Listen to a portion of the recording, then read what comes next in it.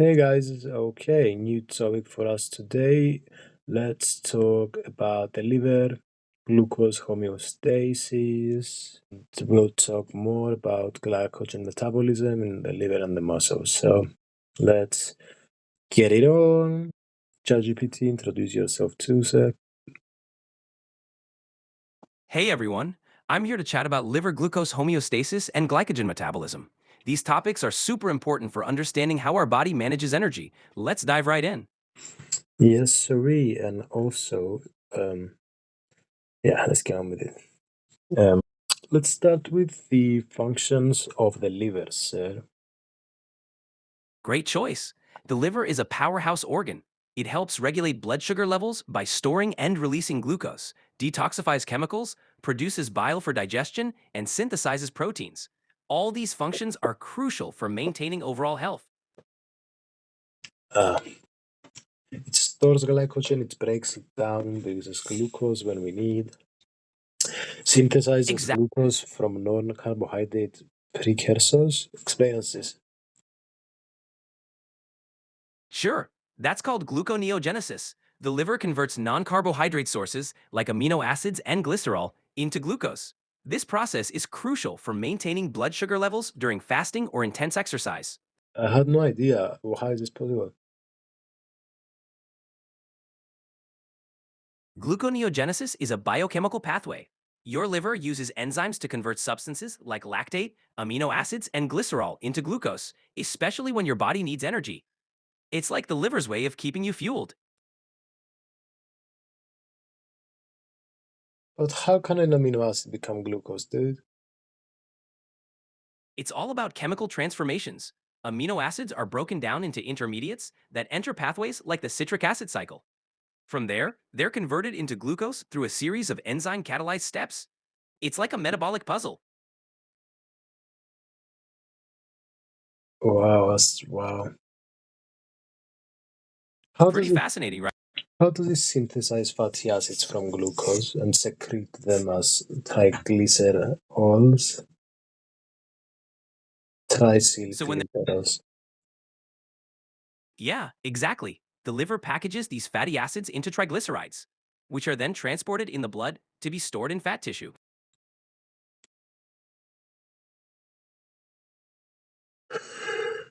Right. Triacylglycerol is the same as triglyceride? Yes, they're the same. Triacylglycerol is another name for triglyceride. Both terms refer to a molecule made of three fatty acids attached to a glycerol backbone. Hmm. Interesting. Let's talk a bit about, give me a sec, another function. Um, Synthesizing ketone bodies, secreting them into the blood as a fuel for other tissues. Absolutely. When glucose is scarce, the liver converts fatty acids into ketone bodies. These ketones are released into the blood, providing an alternative energy source for tissues like the brain and muscles. So fatty acids are gonna become ketones. Exactly. The liver breaks down fatty acids, producing ketone bodies like beta hydroxybutyrate and acetoacetate. These serve as energy, especially during prolonged fasting or low Wait, carb I'm diets. confused. So glucose becomes fatty acids and then fatty acids becomes ketones? I get the confusion. Yes, when there's excess glucose, it turns into fatty acids. Later, if glucose is low, those fatty acids are broken down into ketones for energy. It's a dynamic system. Okay, interesting. And who's the best for fueling? Ketones or glucose? Both are good, but it depends on the situation. Glucose is the body's primary fuel, especially for quick energy. Ketones are great during fasting or low carb states, providing steady energy, particularly for the brain. And how does it eliminate and metabolize? Like, how does it eliminate drugs and toxic substances? And how come? What exactly does it do in regard to metabolism? The liver detoxifies by breaking down harmful substances. It uses enzymes to metabolize drugs and toxins, making them easier to eliminate via bile or urine. It's like the body's chemical processing plant. And it acts as a storage depot for fat soluble vitamins. How does it do this? Absolutely. The liver stores fat soluble vitamins like A, D, E, and K. It releases them as needed, ensuring our body has a steady supply for various functions. It's like a vitamin reservoir. Mm. And it aids in the elimination of cholesterol from the body and synthesizes bile salts from cholesterol. How does it do that? Yep, the liver converts cholesterol into bile acids. These bile acids are then secreted into the intestines, helping digest fats and eliminate excess cholesterol. It's a neat recycling system. And why is the liver the place for this to happen? The liver is uniquely equipped with specialized cells and enzymes. Its central location in the body and rich blood supply make it ideal for processing nutrients, detoxifying substances, and regulating metabolism. Mm. Let's talk more about the fuel for metabolism. So, talk to me about it. Sure, fuel metabolism involves converting nutrients like carbohydrates, fats, and proteins into energy. The liver plays a key role by regulating glucose levels, synthesizing and breaking down glycogen, and managing fat storage and release. This ensures a steady supply of energy. And how come the main body fuels that need to be so we have to oxidize three main body fuels: glucose, long chain fatty acids, and amino acids, and these will give us energy. Exactly. Oxidizing glucose, fatty acids, and amino acids through cellular respiration produces ATP, the energy currency for cells. Each fuel has a unique pathway, but ultimately contributes to keeping us energized and functioning. what It's a lot to about take in. what about ketones? Ketones step in when glucose is low. They're produced from fatty acids and provide a steady energy source, especially for the brain during fasting or low carb diets. Do they also get oxidized for the production of ATP? Exactly. Ketones are oxidized in mitochondria, producing ATP. They're like a backup energy source, keeping us running when carbs are scarce. Why does ATP production require oxidation of something? ATP production requires oxidation because it's how our cells extract energy from nutrients. During cellular respiration, electrons are transferred, releasing energy to form ATP. It's like a controlled burn.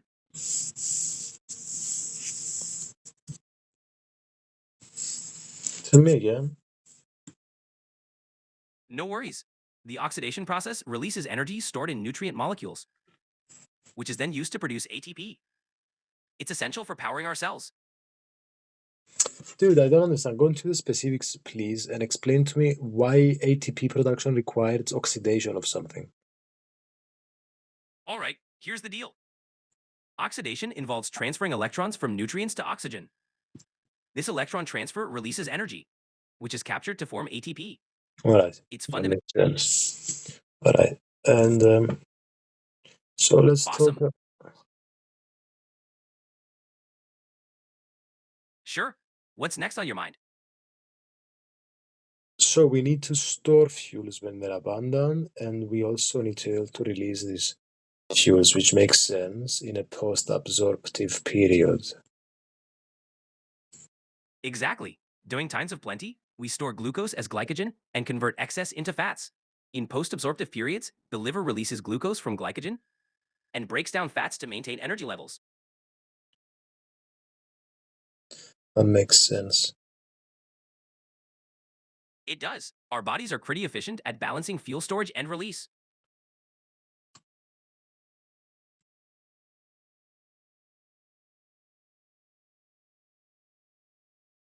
So what does adipose tissue do in handling dietary fuels?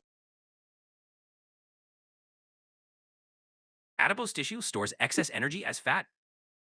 When needed, it releases fatty acids into the bloodstream for energy. It's like a fuel reserve for the body. And where is adipose tissue? Adipose tissue is found all over. mainly under the skin, subcutaneous fat, and around internal organs, visceral fat. Tell me again. Sure, adipose tissue is located beneath the skin and around organs, storing energy and insulating the body. Interesting. It really is. The body's energy management is impressive. I don't understand how adipose tissue is connecting to handling dietary fuel. Adipose tissue stores energy as fat, so when you need energy, your body breaks down these fat cells. Handling dietary fuel, like carbs or fats, involves processing them into energy or storing them in adipose tissue for later use. Remind me what oxaloacetate, acetylcholine, pyruvate, citric cycle, CO2, how are all these connected? Sure, acetyl-CoA combines with oxaloacetate to form citrate, kicking off the citric acid cycle, also known as the Krebs cycle. This process breaks down acetyl-CoA, producing CO2 and energy carriers like Wait, NADH and F. didn't you just say oxaloacetate with acetyl-CoA creates citrate? Exactly. Acetyl-CoA and oxaloacetate combine to form citrate, which then enters the citric acid cycle. This cycle is crucial for cellular respiration and energy production. So, so how does, wait, so citrate breaks down acetyl-CoA again? That's right. Citrate gets broken down in a series of steps, releasing CO2 and generating energy-rich molecules like NADH and FADH2. Wait, that's These not are what then sir, that's not what I asked you. I distinctly remember you said that acetyl-CoA combines with oxaloacetate and they create citrate, but then you said that also acetyl-CoA has is broken down after too. Yes, exactly. So acetyl-CoA first combines with oxaloacetate to form citrate. Then, within the citric acid cycle, that citrate is gradually broken down, releasing the acetyl part as CO2 and capturing energy. Hmm. Got it? If there's anything else you're curious about, I'm here to help. Who gives these names, dude? Surely there's a better way for us to figure these things out. I know, right? The names come from their chemical structures, but they can be a mouthful. It'd be awesome if we had simpler terms, but for now, we're stuck with them. I don't know. I don't know, like, because I don't want to be that guy that's like, I'm not that like, I don't know. This is topic for another time, isn't it? Okay. Um. So we have. Let's talk more about glucose metabolism then. Sure. Glucose metabolism is the process of breaking down glucose for energy. It starts with glycolysis, where glucose is split into pyruvate, producing ATP. Then, pyruvate can enter the mitochondria for the citric acid cycle, generating more ATP. Hmm.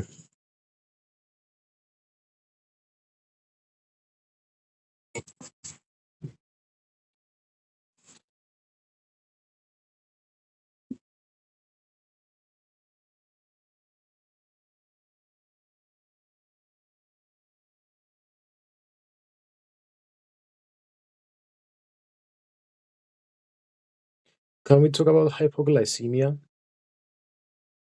Of course, hypoglycemia is when blood sugar levels drop too low.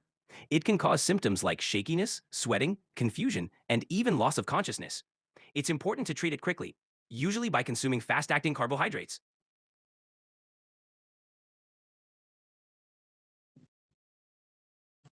Interesting. Yeah, it's a fascinating topic, especially how the body works to maintain balance. Anything else you'd like to know about it? Let's jump to glycogen. So glycogen is a polysaccharide and it's basically made from a bunch of glucose. Exactly. Glycogen is a polysaccharide made up of many glucose units. It's the body's way of storing glucose, mainly in the liver and muscles, to be used as energy when needed. So why liver specifically? The liver plays a key role in regulating blood sugar levels. It stores glycogen and releases glucose into the bloodstream Can to you maintain explain to stable levels. me? Can you explain it to wait? Well, continue and also explain to me why liver's anatomical location is beneficial for its function. Sure. The liver's central location in the body allows it to efficiently process blood from the digestive tract. It receives nutrient-rich blood via the portal vein, making it ideally positioned to regulate glucose levels and detoxify substances. Interesting. Yeah, it's pretty cool how everything works together. Anything else you'd like to dive into?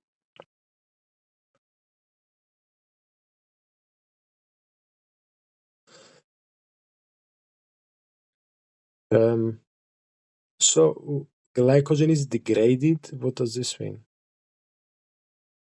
Glycogen degradation, also called glycogenolysis, is when glycogen is broken down into glucose. This happens when the body needs energy, like during fasting or intense exercise, and helps maintain blood sugar levels. Hmm,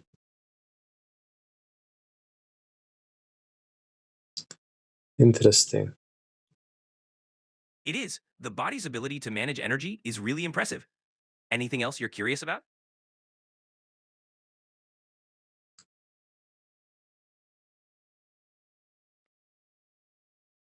And we have more glycogen in muscle. Yes, muscles store glycogen primarily for their own use. During exercise, they break it down to fuel contractions, giving you that burst of energy when you need it. It says in the fat state, glycogen constitutes 10% of the weight of the liver, but 40% of the human body weight is muscle. Exactly. The liver has a higher concentration of glycogen by weight, but because we have so much more muscle mass, the total amount of glycogen stored in muscles is greater. This ensures there's plenty of energy available for movement and activity. It's like in the UFC, basically, pound for pound is different than in each category. Exactly. Same idea. The liver's glycogen concentration is high, but muscles have more total glycogen because of their size. So pound for pound, the liver's better. In terms of glycogen concentration, yes, the liver is more efficient at storing glucose by weight, while muscles have a greater overall capacity. Wow, that's so interesting. All right, sorry guys, I took a 2 minute break. Here's some cheese. So let's talk about the structure of glycogen. No problem. Glycogen has a branched structure, like a tree. These branches allow for quick release of glucose when energy is needed. It's made up of glucose units linked together, with more branches than starch, making it highly accessible. So it's got a bunch of branches.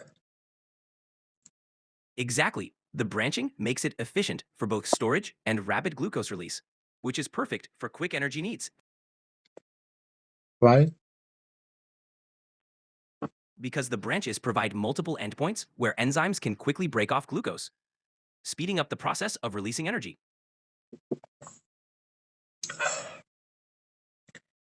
What does having branches mean? Quick energy release. The branches create many points for enzymes to access, allowing them to rapidly break down glycogen into glucose. This ensures a quick supply of energy when your body needs it. Interesting. Yeah, it's a neat. So let me ask you a question then. So we have um can we talk so let's talk about glycogen breakdown. It becomes gluc 1 phosphate and then gluc 6. Exactly. Glycogen is broken down into glucose 1 phosphate, which then converts to glucose 6 phosphate. This can be used in glycolysis for energy or, in the liver, converted to free glucose to maintain blood sugar levels.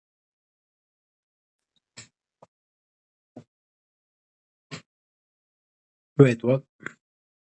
Why one first to gluc 1 and then 6? The initial breakdown of glycogen releases glucose 1 phosphate. an enzyme called phosphoglucomutase then converts it to glucose 6-phosphate, which can enter glycolysis or be released as free glucose in the liver. And why in this order? Glycogen phosphorylase acts first, releasing glucose 1-phosphate from the glycogen chain. Then phosphoglucomutase shifts the phosphate group, converting it to glucose. Why does it act first? Glycogen phosphorylase acts first because it specifically targets the glycogen branches, cleaving off glucose units as glucose 1-phosphate. This enzyme's action is crucial for initiating glycogen breakdown. Hmm. Yeah, it's pretty efficient. Anything else on glycogen?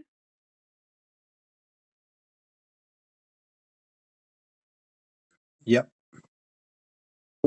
Great. What's next? So glucose 6-phosphate can become pyruvate, and then pyruvate can become lactate or CO2. Exactly. Glucose 6-phosphate enters glycolysis where it's broken down to pyruvate.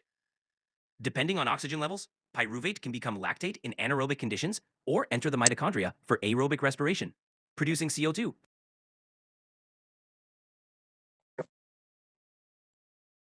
What do we mean by muscle mobilizes glycogen? Um, no, oh, never mind. I understand that. Okay. I wonder how glucose 6-phosphate is connected to pyruvate. I mean, why specifically?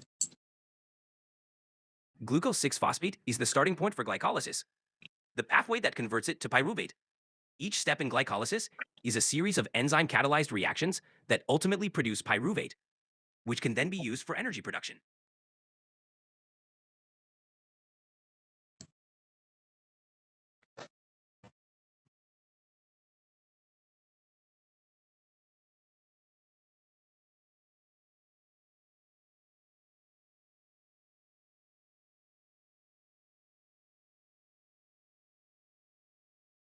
So, what's the relation between glycogen stores and blood glucose? I've got a graph here.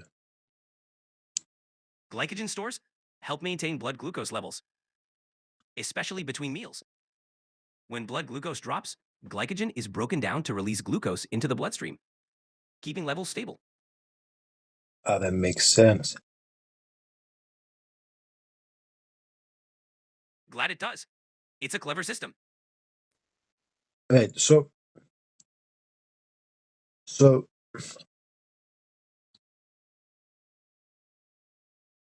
Yep. Anything else you'd So like to explore? wait, so blood glucose drops.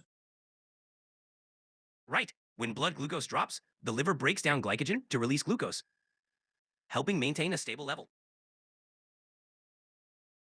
Hmm. It's a crucial process for energy balance. What happens after lunch? After lunch, your blood glucose rises as your body digests food.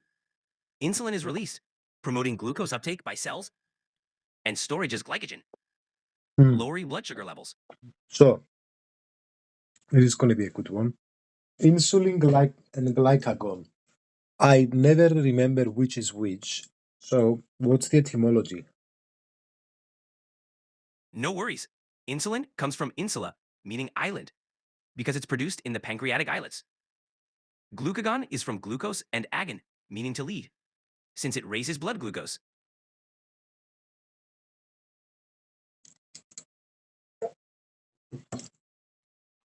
So what does glucagon do?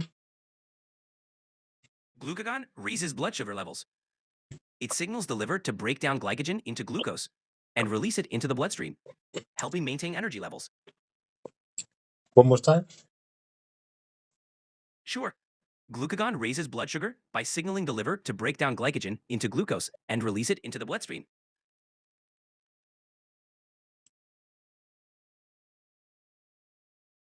To remember, glucagon has gluc, like glucose, and it raises both glucose. Insulin lowers blood sugar.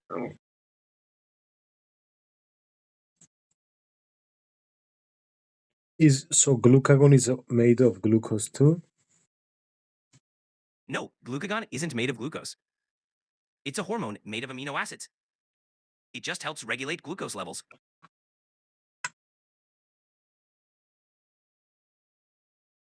Does it break things down?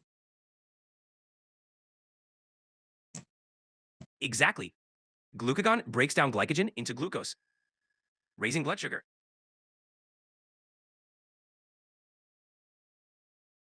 Phosphorolysis? Phosphorolysis is the process where glycogen is broken down into glucose 1-phosphate. An enzyme called glycogen phosphorylase cleaves the glycogen, releasing glucose units.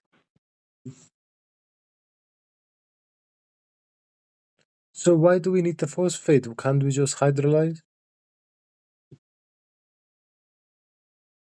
Phosphorolysis uses phosphate instead of water to break glycogen, conserving energy and keeping the glucose in a phosphorylated form, which is readily usable in metabolism.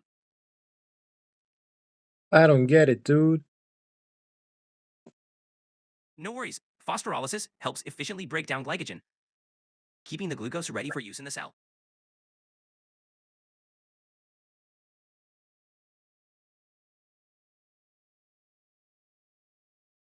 Can we talk specifics about glycogen degradation? So phosphorylase can break alpha 1,4 links up to within 4 glucose units from a branch point, Y, and then transferase activity of the debranching enzyme removes 3. Yeah, explain to me. Sure, glycogen phosphorylase breaks down glycogen by cleaving alpha 1,4 glycosidic bonds, but it can only do so until it gets within about 4 glucose units of a branch point. The branching enzyme then steps in. Its transferase activity moves a block of 3 glucose residues from one branch to another, exposing the alpha 1,6 bond, which the debranching enzyme. I don't understand this transferase activity. The branching enzyme removes 3 residues. Residues. What is all this? Absolutely, let's break it down. When glycogen is being broken down, the debranching enzyme plays a key role. Glycogen has branches formed by alpha 1.6 bonds. The enzyme first acts as a transferase by shifting a small segment of 3 glucose residues from a branch to the main chain. This leaves a single glucose at the branch point, which is then removed by the enzyme's glucosidase activity. I don't understand. No worries. Let's simplify it. Glycogen is a branched structure, right? The debranching enzyme has two jobs. First, it moves 3 glucose units from a branch to the main chain. Exactly. And that leftover glucose is attached by a special bond, which the enzyme then breaks. So, in short, the debranching enzyme helps clear branches so glycogen can be fully broken down. What do you mean it removes 3 residues from a branch? Yes, it moves 3 glucose units from the branch to the main chain, leaving 1 glucose behind at the branch point.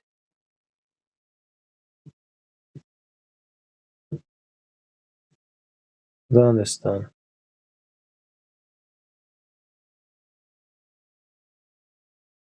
I do not understand. Think of glycogen like a tree. The debranching enzyme moves a small section of the branch to the main trunk before removing the stub.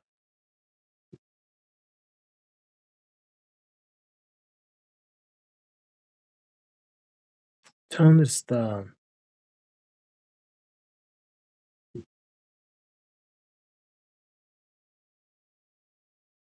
Sure, glycogen is made of glucose units linked together, with some branches. When breaking it down, the debranching enzyme helps by moving 3 glucose units from a branch to the main chain.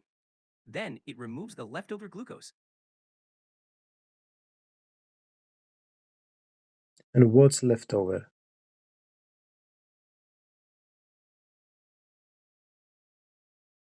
I see. The leftover is just 1 glucose unit from the branch point. Once the enzyme moves the other 3, great. I'm glad that made sense. What's this alpha 1,4, alpha 1,6? What's the difference? Good question. Alpha 1.4 and 1.6 refer to different bonds between glucose units. Alpha 1.4 bonds connect them in a straight chain, while alpha 1.6 bonds create branch points. What? And why? I don't understand. Ah, got it. So, alpha 1 4 and alpha 1 6 refer to the types of glycosidic bonds in carbohydrates. The alpha 1 4 bond is a straight chain link between glucose units, like in amylose. The alpha 1 6 bond creates branches, like in glycogen or amylopectin. So, it's all about how the glucose units are linked together. Tell me more. Sure. In alpha 1 4 bonds, the bond forms between the first carbon of one glucose and the fourth carbon of the next, creating a linear chain. For alpha 1 6 bonds, the first carbon of one glucose links with the sixth carbon of another, forming a branch point. These branches allow the molecule to be more compact and easily broken down for energy.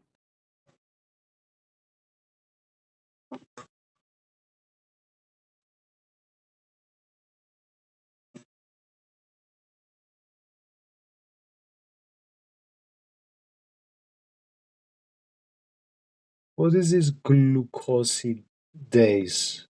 The single glucose unit left at the branch is the one that's gonna be removed in glycogen degradation. Okay, I get that. But what is this? So is so it's glucosidase activity that's gonna do this?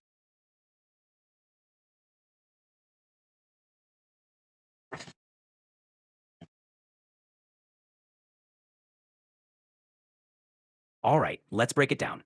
In a straight chain, alpha 1 4 linkage means the first carbon of one glucose molecule links to the fourth carbon of the next glucose. This creates a straight unbranched chain. For branching, alpha 1 6 linkage involves the first carbon of a glucose attaching to the sixth carbon of another glucose. This forms a branch point. The branching allows the molecule to be more compact and accessible for enzymes to break it down for energy.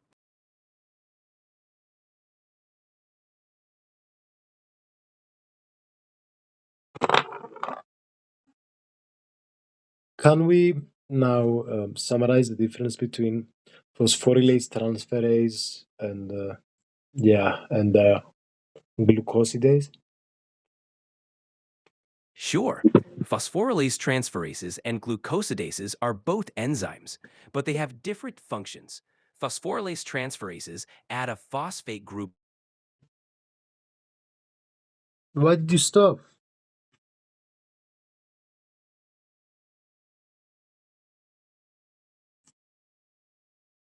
Sure, glycogen phosphorylase breaks down glycogen by removing glucose units, releasing glucose 1 phosphate. Debranching enzymes like transferase shift small oligosaccharides from branches to the main chain. Then, alpha 1 6 glucosidase removes the branch point, releasing free glucose. Each plays a unique role in breaking down glycogen efficiently. Hmm. Got it. Just let me know how I can improve or what you'd like me to do differently. No, that sounds good. Okay, so let's continue. Let's talk about. Give me a sec. So we have alpha 1 glucosidase enzyme activity. So this enzyme is gonna come and is gonna get that exposed glucose. All right, alpha 1 glucosidase is an enzyme that breaks down complex carbohydrates into simpler sugars, specifically targeting the alpha 1 bonds in starches and glycogen. It's important in carbohydrate digestion. Yeah, but in glycogen degradation, transferase is gonna remove three residues, right, from the branch, and then the fourth one is gonna be glucosidase job. Exactly.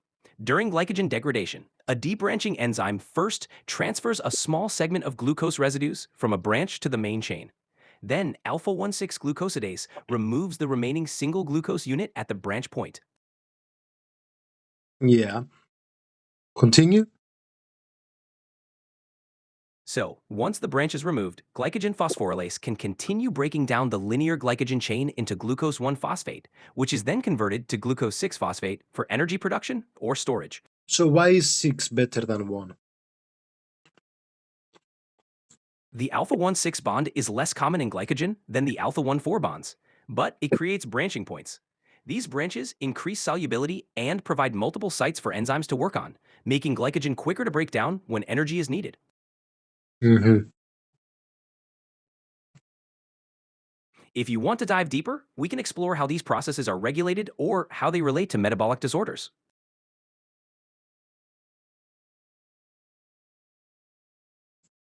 What is this UTP? UTP, or uridine triphosphate, is a nucleotide similar to ATP. It's used in metabolism, especially in the synthesis of glycogen. UTP donates a uridine monophosphate, UMP, to glucose, forming UDP glucose, which is crucial for glycogen synthesis. Tell me more about it and explain to me how does it connect to uridine diphosphate glucose? Sure, UTP is essential for activating glucose molecules. It combines with glucose 1-phosphate to form UDP glucose, a high-energy compound. This process releases pyrophosphate, and UDP glucose then acts as a donor, adding glucose units to the growing glycogen chain in And glycogenesis. and why do we need all of this? We need UTP and UDP glucose to efficiently store glucose as glycogen. This storage is crucial for maintaining blood sugar levels, providing a quick energy source during fasting or intense activity. Without this pathway, our bodies couldn't efficiently manage glucose storage and release. Mm-hmm. Anything else you're curious about related to this?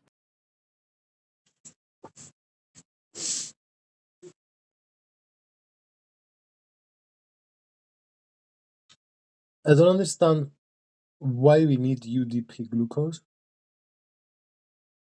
So, UTP glucose acts as an activated form of glucose.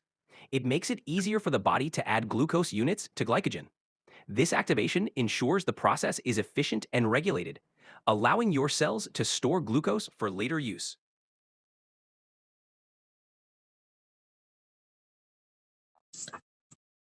All right, let's go back to liver and glucose homeostasis. So we have glycogenolysis, we have gluconeogenesis, glycolysis, glycogen and fat synthesis, all these different things. I mean, we are, can you explain all these different things?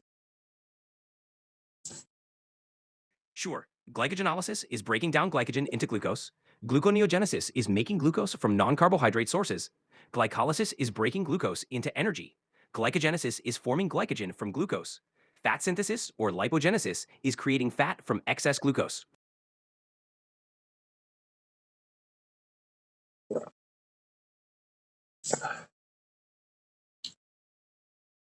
Each process What is glycogenolysis? Glycogenolysis is the breakdown of glycogen into glucose. It happens mainly in the liver and muscles to release glucose when energy is needed.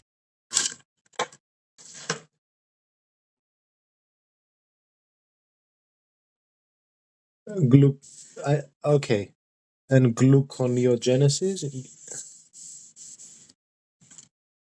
Gluconeogenesis is the creation of glucose from non-carbohydrate sources, like amino acids and glycerol, primarily in the liver. It helps maintain blood sugar levels during fasting or intense exercise. Hmm. It's a crucial backup to keep your energy stable. So we create new glucose. Exactly. It's like your body's backup plan to ensure there's always enough glucose available. And how do we make it? We make glucose through gluconeogenesis by converting substances like lactate, amino acids, and glycerol into glucose, mainly in the liver. It's a complex process that keeps our blood sugar levels steady. Sure, UTP and UDP glucose are crucial for glycogen synthesis. UTP provides the energy, forming UDP glucose, which acts as a glucose donor. This donor molecule attaches glucose units to the growing glycogen chain, step by step, elongating the molecule. So in simpler terms, UTP acts like a battery, providing energy to create UDP glucose. Then, UDP glucose is like a building block, adding glucose units to the glycogen chain. Easy, right? No, I don't understand. No worries. Think of UTP as a fuel source. It powers the creation of UDP glucose. UDP glucose then acts like a brick, adding glucose units one by one to build up glycogen. It's a step-by-step process. Interesting.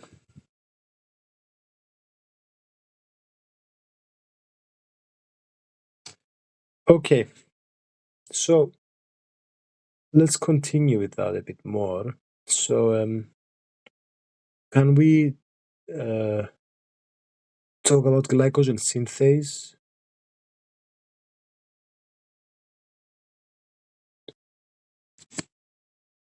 Absolutely. Glycogen synthase is the key enzyme that adds glucose units to the growing glycogen chain. It takes the glucose from UDP glucose and attaches it to the existing glycogen. This enzyme's activity is regulated by hormones like insulin, which promote glycogen storage. What is this uridine? Uridine is a nucleoside, a building block of RNA. It's Tell me again, your voice wasn't very good. Sure, uridine is a component of UDP glucose, which is involved in glycogen synthesis. It's a nucleotide that helps transfer glucose molecules to form glycogen chains. So, uridine is essentially part of the carrier that delivers glucose for glycogen storage. Got it. Okay. Okay. So let's talk a bit about glycogen synthesis more. So how does it start? All right, glycogen synthesis kicks off with glucose. First, glucose is converted into glucose 6-phosphate. Then, it's changed to glucose 1-phosphate. After that, it becomes UDP glucose, thanks to uridine diphosphate. Finally, glycogen synthase helps attach glucose units to a growing glycogen chain. But why from 6 we go to 1 and we go to UDP? Great question. Going from glucose 6-phosphate to glucose 1-phosphate is necessary because glucose 1-phosphate is the form that can be activated by attaching it to uridine diphosphate, forming UDP glucose. This activation makes the glucose molecule ready for incorporation into glycogen. Interesting. Glad that helped. Anything else you're curious about in glycogen synthesis? Yeah, glycogenin, tyrosine, how do these connect? Sure, glycogenin is a protein that acts as a primer for glycogen synthesis. It has a tyrosine residue that serves as the starting point where the first glucose molecule is attached. Glycogenin adds a few glucose units to itself, creating a short glycogen primer that glycogen synthase can then extend. What is a primer? A primer is basically a starting point. In glycogen synthesis, it's a small chain of glucose molecules that other enzymes can build on. Glycogenin creates this initial chain to kickstart the process.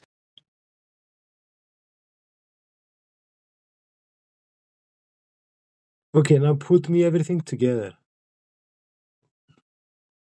All right, glycogen synthesis begins with glucose, which is converted to glucose 6-phosphate, then glucose 1-phosphate. This form is activated by attaching it to uridine diphosphate, forming UDP glucose. Glycogenin, with its tyrosine residue, acts as a primer, adding the first few glucose units. Then, glycogen synthase takes over, extending the glycogen chain. What's the last step? The last step is branching. Once a growing glycogen chain reaches a certain length, a branching enzyme cuts part of it and attaches it to create a branch. This branching increases solubility and allows for rapid addition or removal of glucose units, making glycogen a highly efficient energy storage molecule. Mm-hmm. Okay, that Exactly. makes sense. Let's talk about why the okay, actually that wait. Guys, I'll break the barrier a bit. So I'm trying to find so I have some time limits unfortunately as we all have to prioritize our questions. And yeah. So anyway. So sources of blood glucose. Absolutely, we can dive into that. Blood glucose mainly comes from three sources: dietary carbohydrates, glycogen breakdown in the liver, and gluconeogenesis, which is the creation of glucose from non-carbohydrate sources. This balance keeps our blood sugar levels stable.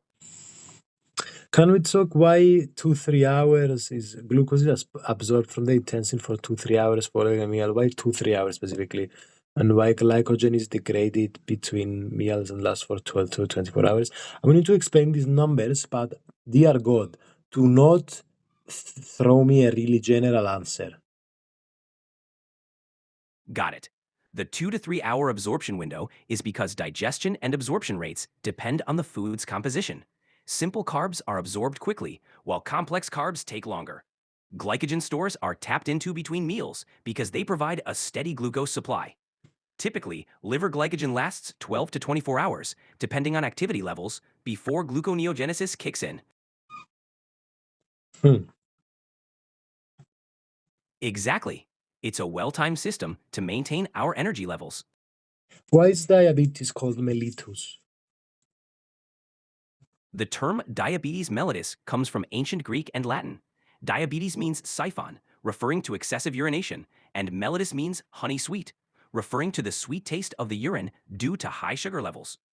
Combined, it describes the condition's main symptoms.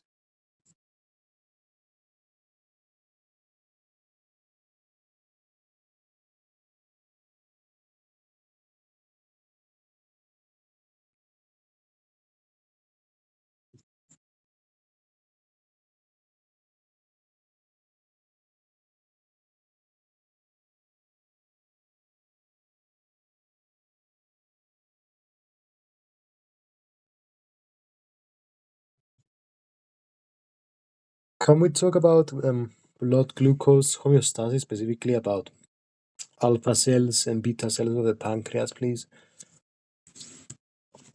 Absolutely. Blood glucose homeostasis is regulated by alpha and beta cells in the pancreas. Beta cells release insulin, lowering blood sugar by promoting glucose uptake. Alpha cells release glucagon, raising blood sugar by signaling glycogen breakdown. They work together to keep glucose levels stable. And why are beta cells have to do with insulin and alpha cells with glucagon? That's my first question. My other question was going to be, where does the pancreas come from suddenly? Great questions. Beta cells produce insulin because they have specialized machinery to sense high blood glucose and respond. Alpha cells release glucagon when blood sugar is low. Both cell types are in the pancreas, an organ behind the stomach. It plays a central role in digestion and blood sugar regulation. Tell me more.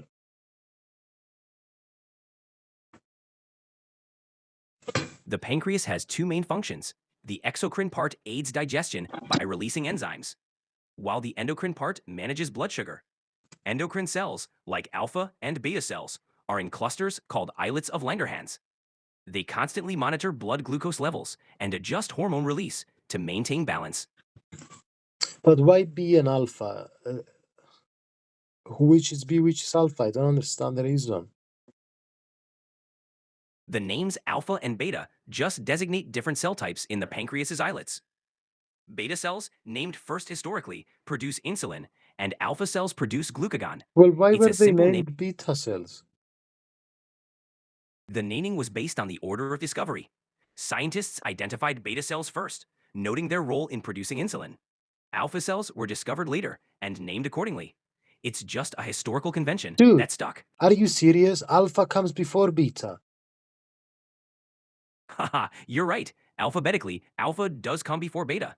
The order of naming might have been influenced by other factors in the research process, but that's the general story. Dude, how can you say to me that beta was discovered before alpha cells and they were Apologies, called beta cells? I misspoke earlier. Alpha cells were actually identified first, producing glucagon.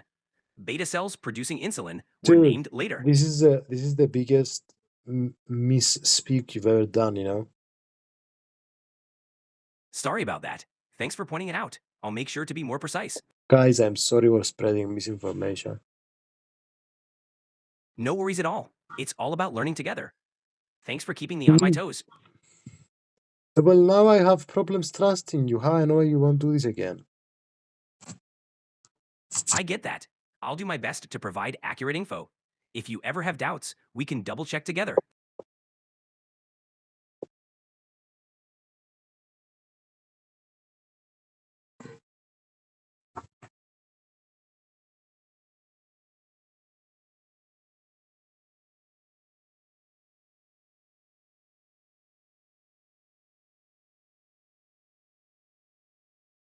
Can we talk about passive and active transport of molecules into cells? What is all this against concentration, down a concentration?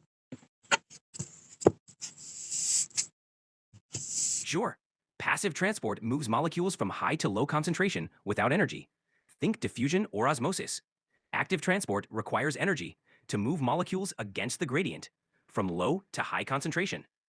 What This does is like using a pump. what does down and against mean in this case? Down the concentration gradient means moving from an area of higher to lower concentration, like passive transport. Against the gradient means moving from lower to higher concentration, which requires energy, like in active transport. And why does down the concentration gradient mean this? Down the concentration gradient means molecules naturally move from an area of higher concentration to an area of lower concentration. Yeah, but why This does down a concentration gradient means we go from high to low? it means that particles naturally move from areas of high concentration to areas of low concentration Well, to balance out. why do we use the word down? Why don't we use the word sideways? Down is used metaphorically to describe the natural direction of movement, like gravity. Sideways could work, but down emphasizes the passive, spontaneous nature of the process.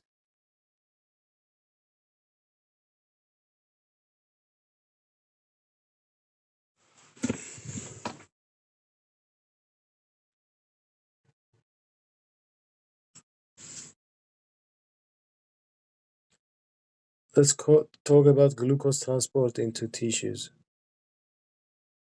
Sure, glucose enters tissues mainly through facilitated diffusion using glucose transporters like GLUT4. Insulin helps by increasing the number of these transporters on cell membranes, especially in muscle and fat cells, allowing more glucose to enter. Dude, let me ask, any books with about metaphysics in medicine?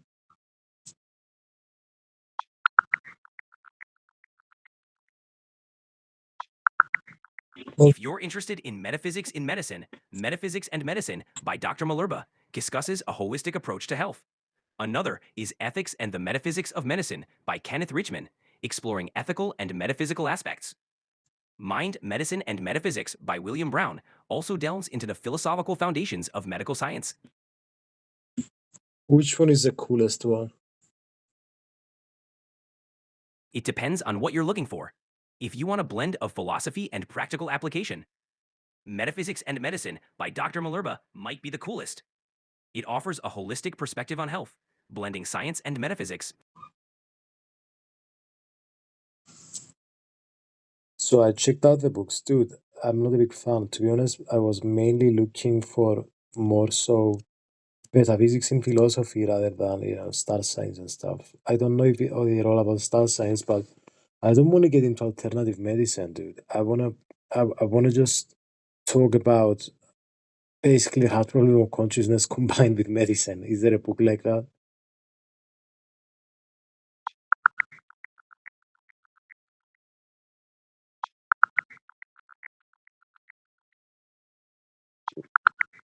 You might like Consciousness Medicine by Francoise Borzot Yeah. and Christina Hunter. It explores the therapeutic use of expanded states of consciousness, blending philosophy and medicine. I don't know.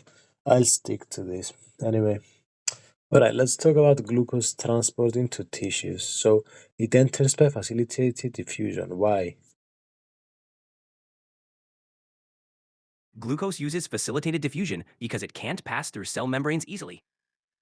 Transporter proteins like GLUT4 help move glucose across the membrane, driven by the concentration gradient without needing energy.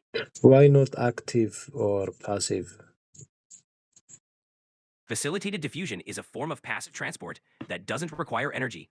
Since glucose moves down its concentration gradient, active transport isn't necessary. The transporters just make it easier for glucose to cross the membrane.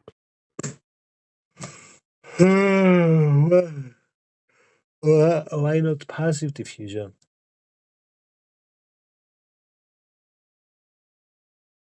Glucose is too large and polar to diffuse freely through the lipid bilayer. It needs specific transport proteins, like GLUT4, to facilitate its passage. That's why it relies on facilitated diffusion. And what about GLUT 1, 2, 3, 4, 5? GLUT1 through 5 are different glucose transporters, each with specific roles. GLUT1 is found in most tissues, ensuring baseline glucose uptake.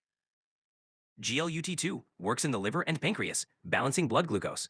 GLUT3 is in neurons, and GLUT4 is insulin regulated in muscle and fat cells. GLUT5 primarily transports fructose. Jesus, how can I remember what is what, dude? This, I don't want to memorize. No worries, you can focus on the general idea. Different GLUT transporters help glucose get into cells, with GLUT4 being insulin sensitive. Understanding the function matters more than memorizing each one. Yeah, but I can understand the function and I understand counting 1 to 5. The problem is putting 1 to 5 to each function. Got it. It can help to associate each number with a specific location. GLUT1 for most tissues, GLUT2 for liver and pancreas, GLUT3 for neurons, GLUT4 for Yeah, muscle and dude. fat. Anyway, never mind. Okay. Let's talk about more about the glucose. So, what does GLUT stand for? GLUT stands for glucose transporter. These proteins help move glucose across cell membranes. Each type, like GLUT1 or And GLUT4, has a specific. why were they named 1 to 5? The numbers help distinguish each transporter's specific characteristics and locations.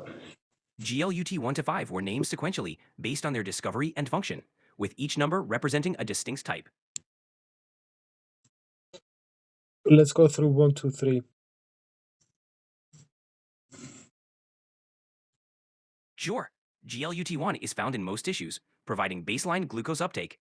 GLUT2 is in the liver, pancreas, and intestines, helping with glucose sensing and transport. GLUT3 is primarily in neurons, ensuring a constant supply of glucose to the brain. Mm-hmm.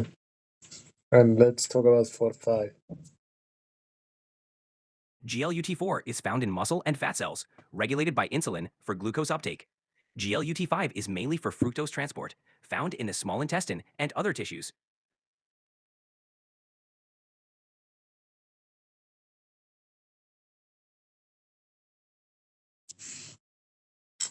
Let's talk about insulin regulation of glucose entry to tissues. Insulin regulates glucose entry by promoting the movement of GLUT4 transporters to the cell surface in muscle and fat cells. When insulin binds to its receptor, it triggers a signaling cascade, causing GLUT4 to move to the membrane, increasing glucose uptake from the blood. GLUT for glucose transporter, PI3 kinase, how do these connect? PKC. Insulin binding activates the insulin receptor, which triggers a signaling cascade involving PI3 kinase. This pathway leads to the activation of PKC, among other molecules. The end result is the translocation of GLUT4 transporters to the cell membrane, allowing glucose uptake into the cell.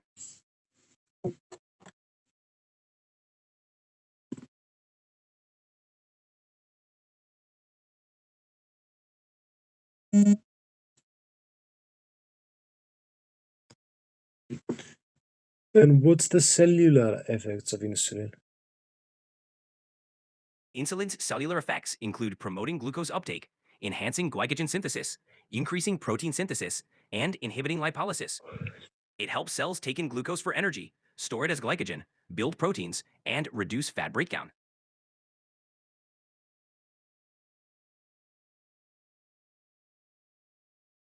So let's talk about cellular effects of insulin that have to do with longer lasting effects like increased expression of liver enzymes that synthesize glycogen, stuff like that. Sure, Long-term cellular effects from changes in blood volume can include increased expression of liver enzymes that synthesize glycogen. This helps store excess glucose. Other effects might include changes in kidney function to regulate fluid balance. And we have increasing expression of adipocyte enzymes too. Yes, changes in blood volume can also lead to increased expression of enzymes in adipocytes, which can enhance lipid storage. This is part of the body's way of managing and storing energy in response to different metabolic states.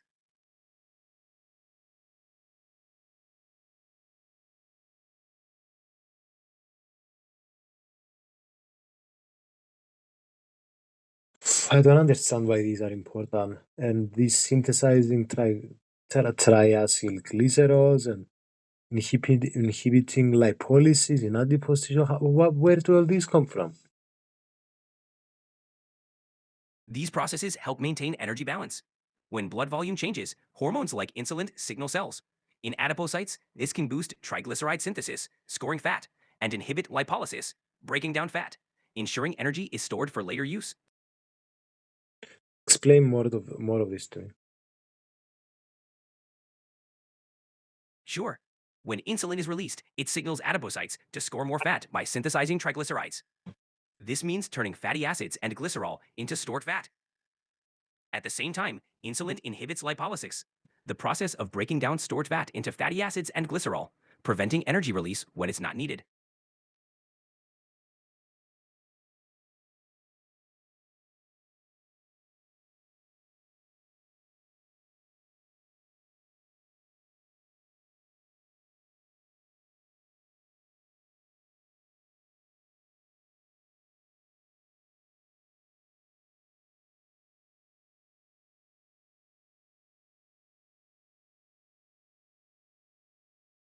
Hey, sure, the long-lasting effects of insulin include promoting the storage of glucose as glycogen in the liver and muscles.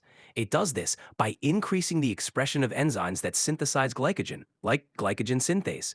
This process helps lower blood glucose levels over time.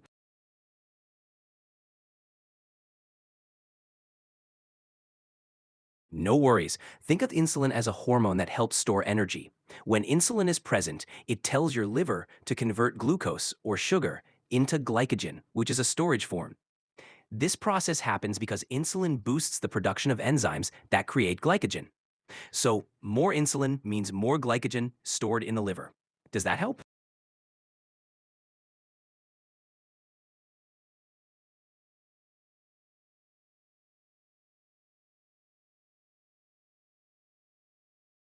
That's because insulin also encourages fat storage. It increases the activity of enzymes in fat cells that turn fatty acids into triacylglycerols, or triglycerides, for storage. So insulin not only helps with glucose storage, but also fat storage.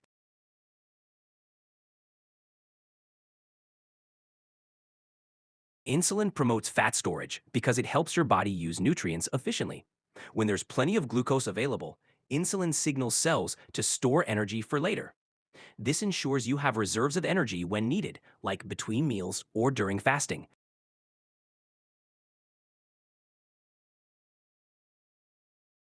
Insulin inhibits lipolysis, which is the breakdown of fats, to prevent the release of fatty acids when there's already enough glucose available for energy. This helps keep energy storage balanced and ensures that glucose is used first before tapping into fat reserves.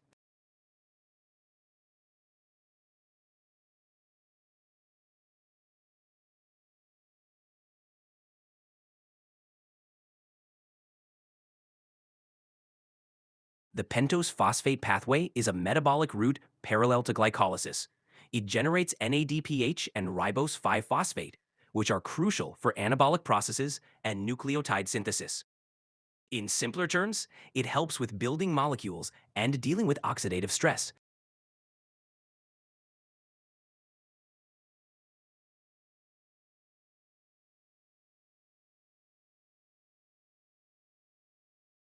The pentose phosphate pathway is chosen when cells need NADPH for biosynthesis, like fatty acid synthesis, or when they need ribose sugars for making nucleotides, the building blocks of DNA and RNA. We use the pentose phosphate pathway when cells need to produce NADPH for fatty acid synthesis or to handle oxidative stress. It's also used when cells need ribose 5-phosphate for making nucleotides. It's a pretty handy pathway, especially for cells that need to build things or deal with oxidative stress. If you have more questions, feel free to ask.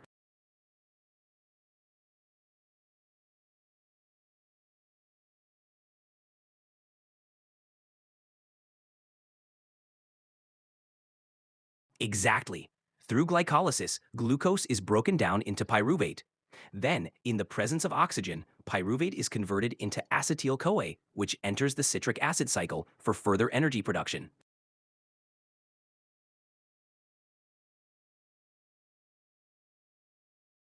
It is. Cellular respiration is a fascinating process with lots of steps, each crucial for generating energy.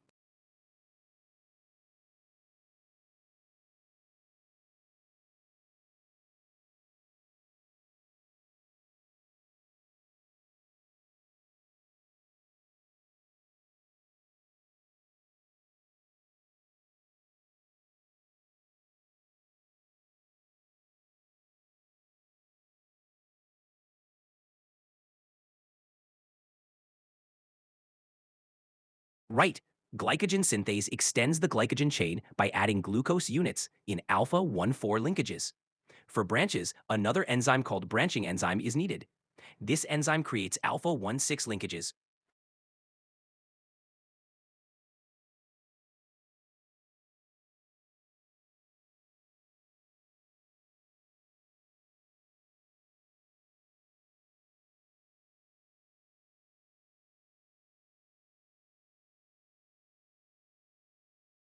Hey, so branching enzyme and glycogen synthase each have their own roles.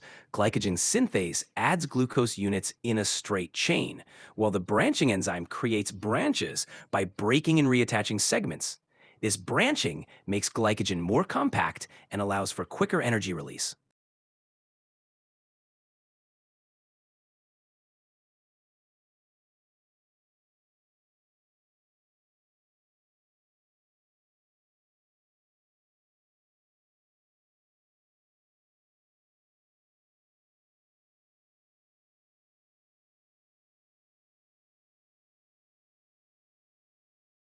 Sure, glycogen mobilization is all about breaking down glycogen into glucose for energy.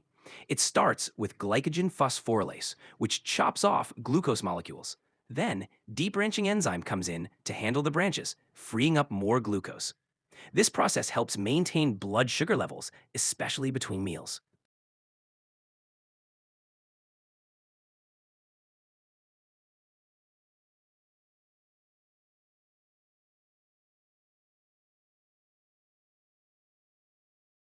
Allosteric regulation of phosphorylase involves molecules that bind to it and change its activity.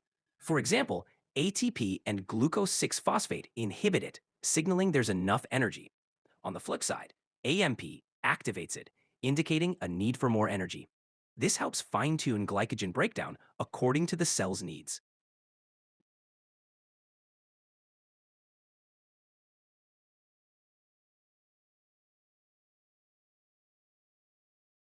Sure, ATP is the cell's energy currency, signaling high energy. AMP is its low energy counterpart, indicating energy needs. Glucose 6 phosphate is a glucose derivative, suggesting there's enough glucose. These molecules bind to enzymes like phosphorylase, adjusting its activity to match energy levels.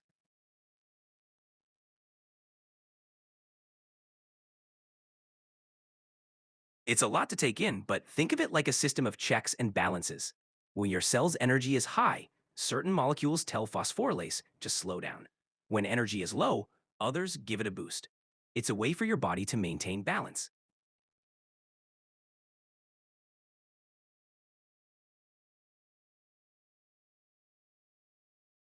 AMP stands for adenosine monophosphate.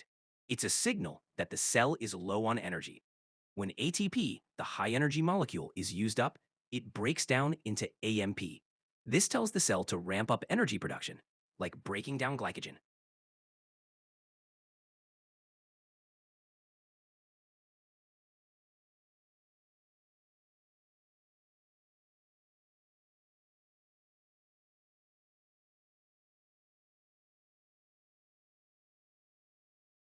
No worries. So ATP, ADP, and AMP are all related.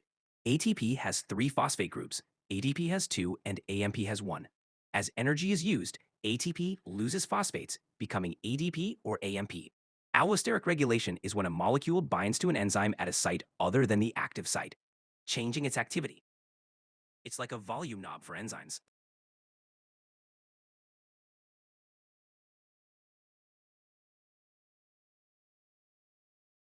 Exactly. An allosteric molecule binds to a specific spot on the enzyme, not the active site. This binding changes the enzyme's shape, which can either increase or decrease its activity. It's a way to fine-tune how enzymes work.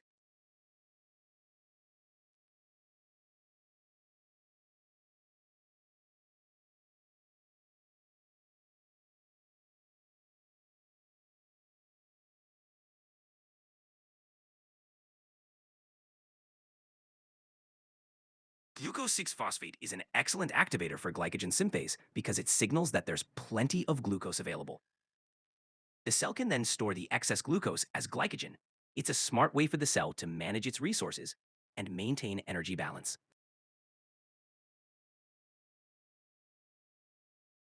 Glycogen synthase is the enzyme responsible for building glycogen. It links glucose molecules together to form glycogen chains. This process helps store energy for later use, especially when glucose is abundant. Sure, glycogen synthase builds glycogen by linking glucose molecules together, creating a storage form of energy. It kicks in when there's plenty of glucose, storing it for when the body needs it later. It's pretty cool how our cells manage energy, right?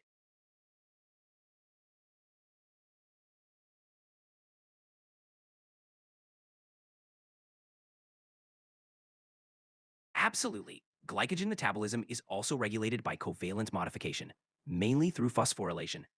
Enzymes like glycogen synthase and glycogen phosphorylase are turned on or off by adding or removing phosphate groups. Kinases add phosphates, while phosphatases remove them, adjusting enzyme activity.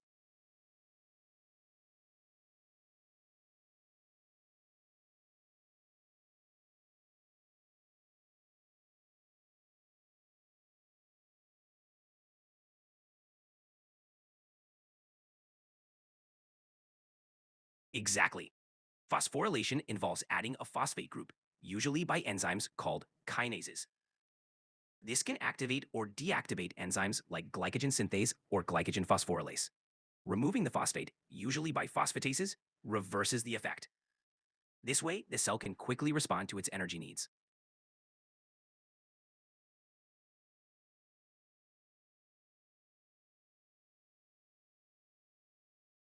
Yes, exactly. When CAMP levels rise, it activates protein kinase A, which then phosphorylates glycogen phosphorylase. This phosphorylation activates the enzyme, promoting glycogen breakdown to release glucose.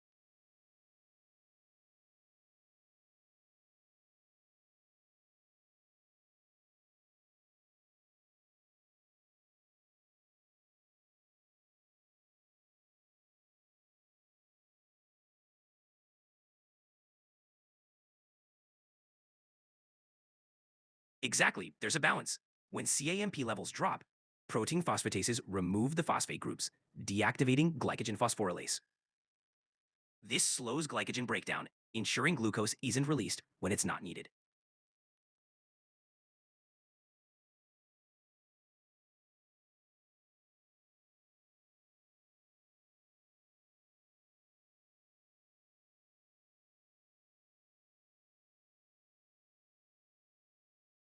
Phosphorylase has 2 forms, the active A form and the less active B form. Phosphorylation converts it to the active A form.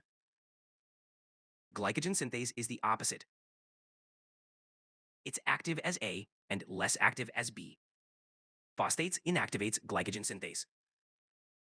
So phosphorylation has opposite effects on these 2 enzymes.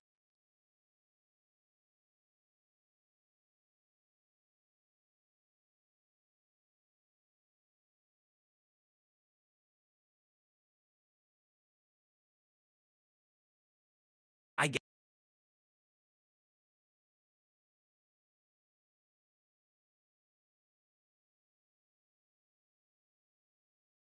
to viciously shrink away from you from here and get the shoulder off the floor and face you. So I need to take a backhand frame, and now from here, I just go in and I lean body weight to my partner's far shoulder. When she goes to start moving out away from me and framing and doing all those things people like, it's not an easy thing to do from here. Now I play a game where I fight to the crossface. I go up first. If she doesn't follow me, I go collar tie, and I pull myself into a crossface. If she follows me, I pommel around and underneath, and we go to a crossface. If she follows me up and down, she's a sticky inside bicep tie. I lift and I drive everything forwards to create a disconnection, and I pommel inside, and from here, we go in and we lock up. We lock up with a 10-finger grip, we play a game right from here. She goes to move around. It's not an easy thing to do at all. And now we open the elbow. We fight to the inside position, like so. We lean forward, and before we do anything, we get that ear-shoulder connection. And she goes to move around from here, pummel the hand back inside. Not gonna happen. Beautiful people. Okay, today's topic. Let's talk about metabolism when we're starving and how it changes. Let's talk about anemia and let's talk about salivary and gastric secretions.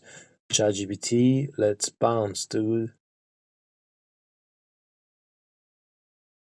Sounds like a fascinating mix. So when it comes to metabolism during starvation, the body shifts to conserve energy, right? Fat stores get used up, and muscle breakdown increases to provide glucose. For anemia, it's all about reduced red blood cells or hemoglobin, leading to fatigue. And salivary and gastric secretions, they kick off digestion, but stress or illness can change their levels. Where should we dive in first? The, let's dive to the feed fast cycle. All right, the fed fast cycle has different phases. Right after eating, in the fed state, your body digests and absorbs nutrients, increasing insulin release. This promotes glucose uptake and storage. As time passes, you enter the fasting state, using stored glycogen first, then switching to fat as glycogen depletes. Eventually, during prolonged fasting, your body relies heavily on fat breakdown and ketone production to fuel the brain. Hmm. Yeah, it's pretty fascinating how the body adapts. Do you want to go into more detail about one of those phases? Switch that determines metabolic changes is the moral ratio of insulin to glucagon. What does this mean? So, insulin and glucagon are like metabolic regulators. When you've just eaten, insulin dominates, promoting glucose storage and usage. In fasting, glucagon takes over, stimulating glucose release from stores. The ratio shifts metabolism between storing energy and using stored energy. Mhm. Can we talk a bit about the FED state? Sure, in the fed state, right after a meal, your body is flooded with nutrients. Insulin levels rise, prompting cells to take up glucose for energy. Excess glucose is stored as glycogen in the liver and muscles, and fat synthesis ramps up. It's all about storing energy for later. Hmm. So, what does FED stand for? Fed stands for feeding, which is the period right after you've eaten. It's the time when your body is processing and absorbing nutrients from your meal. So, when, so, okay, I see. I see. Okay. Okay, that makes sense. Hmm. Exactly. It's like your body's way of banking energy. Want to talk about what happens when that stored energy starts getting used? Mm-hmm. All right. As your body shifts into the fasting state, insulin drops and glucagon rises. This signals your liver to break down glycogen into glucose for energy. Once glycogen stores are depleted, your body starts breaking down fats, producing ketones to keep your brain and muscles fueled.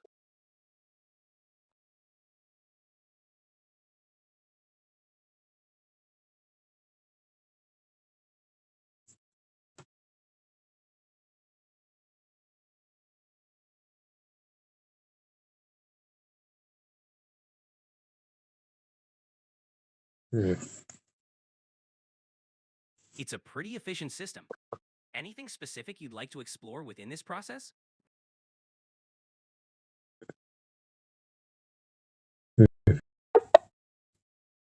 Where does glycerol fit the picture when it comes to metabolism in the fat state in the liver?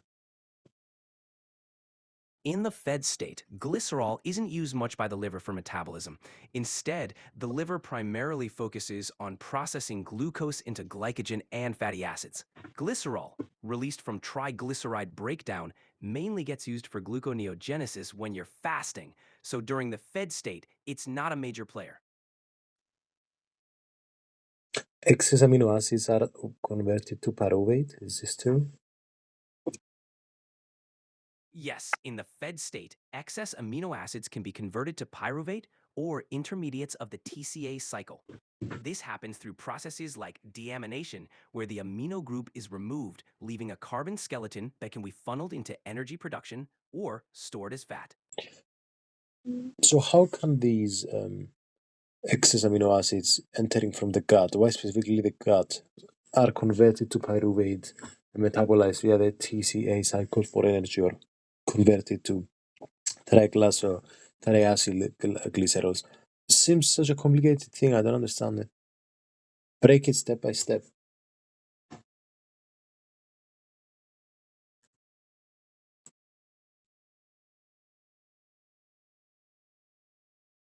Excuse me. All right, let's break it down step by step. After you eat, amino acids from proteins are absorbed into your bloodstream and transported to the liver.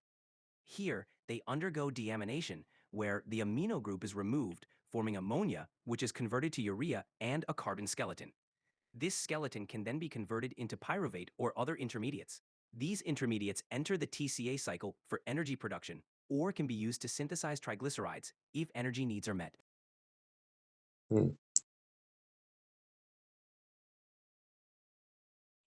Interesting.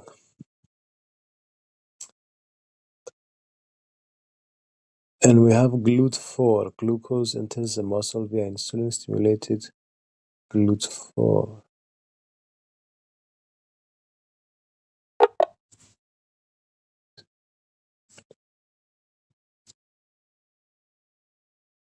Exactly. In muscle cells, insulin triggers the GLUT4 transporters to move to the cell membrane. This allows glucose to enter the muscle cells where it can be used for energy or stored as glycogen. Insulin's role is crucial for regulating blood sugar and ensuring muscles get the fuel they need.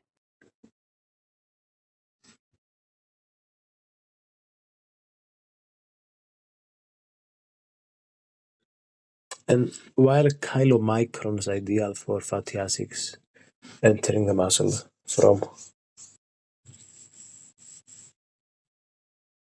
Chylomicrons are perfect for transporting fatty acids because they carry dietary lipids from the intestines through the bloodstream.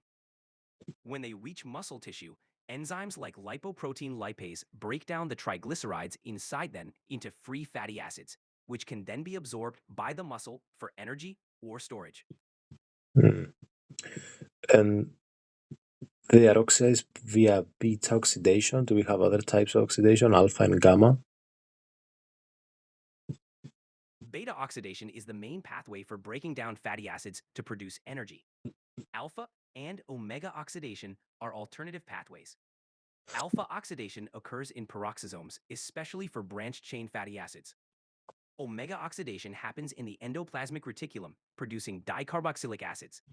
These pathways are less common but important for specific conditions. Hmm.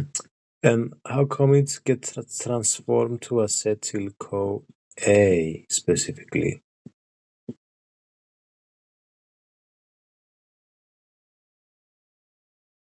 During beta oxidation, fatty acids are broken down in a stepwise fashion. Each cycle shortens the fatty acid chain by 2 carbon atoms, releasing acetyl-CoA. This is because the 2-carbon acetyl group is a fundamental building block in metabolism, easily feeding into the TCA cycle for energy production. Sure, the GLUT4 transporter is a protein that helps glucose enter muscle and fat cells. It's mainly insulin binds to its receptor, it triggers GLUT4 to move to the cell surface, allowing glucose to enter the cell. This process is crucial for regulating blood sugar levels. Okay, can we talk about the metabolism in the fat state when it comes to adipose tissue now? So, glucose enters the adipose tissue by the insulin-dependent GLUT4 transport system. And what happens next? Can you explain this a bit more? Sure, once glucose enters adipose tissue via GLUT4, insulin promotes its conversion into fatty acids through a process called lipogenesis. These fatty acids are then stored as triglycerides, which serve as energy reserves.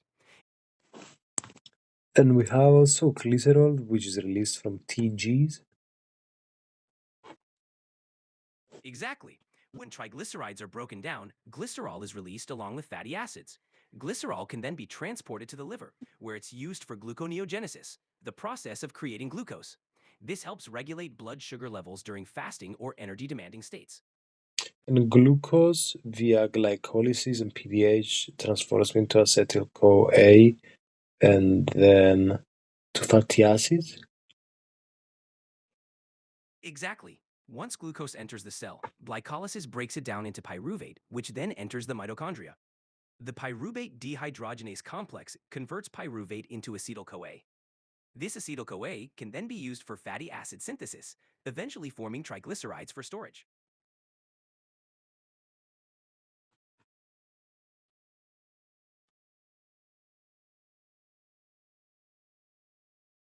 The brain is with GLUT1 though. Correct.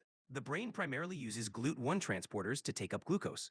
GLUT1 is insulin independent, ensuring a constant supply of glucose for the brain's energy needs. This is crucial because the brain relies almost entirely on glucose for fuel, especially under normal conditions.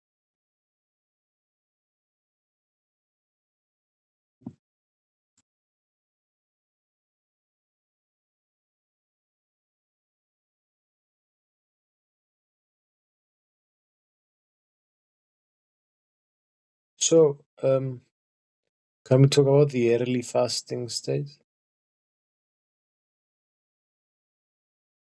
Sure, in the early fasting stage, insulin levels drop and glucagon levels rise. This signals the liver to break down glycogen into glucose for energy. Adipose tissue starts releasing fatty acids through lipolysis, which can be used by other tissues for fuel.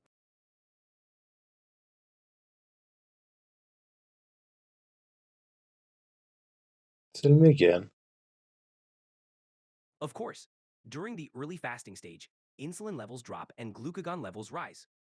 This causes the liver to convert glycogen into glucose for energy.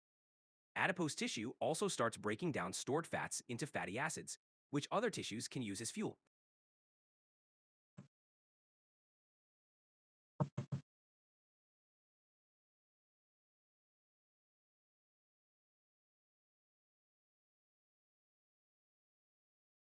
Is there a reason that GLUT2 is in the liver and then one is in the brain, etc.? Exactly. Different tissues express different GLUT transporters suited to their needs. The liver uses GLUT2, which allows bidirectional glucose movement, crucial for balancing blood sugar. The brain uses GLUT1 to ensure a steady glucose supply, regardless of insulin levels.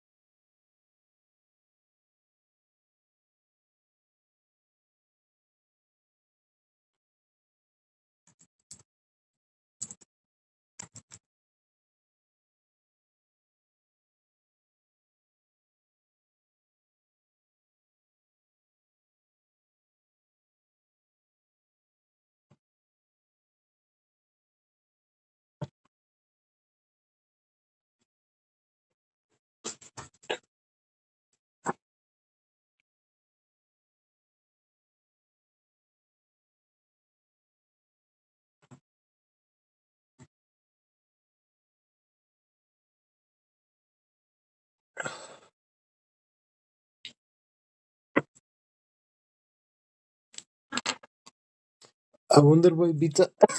Was it? Excuse me, guys. I wonder why beta oxidation is the one that the fatty acids use. Bless you. Beta oxidation is the process by which fatty acids are broken down in the mitochondria to generate acetyl-CoA, which then enters the citric acid cycle for energy production.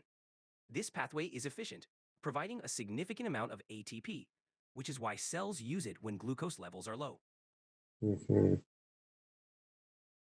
No worries, let me know if you'd like to dive deeper into that.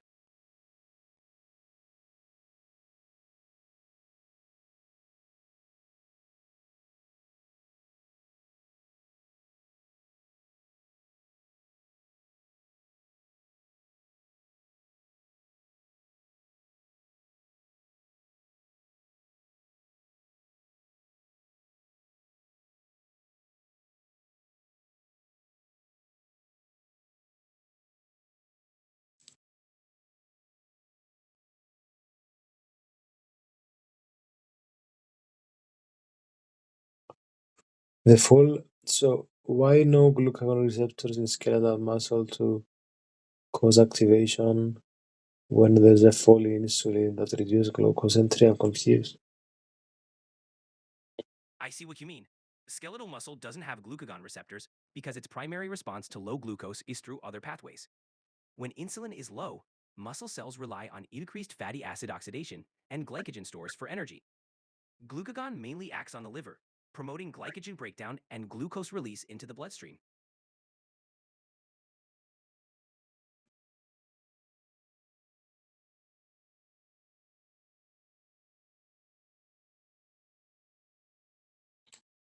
Yeah.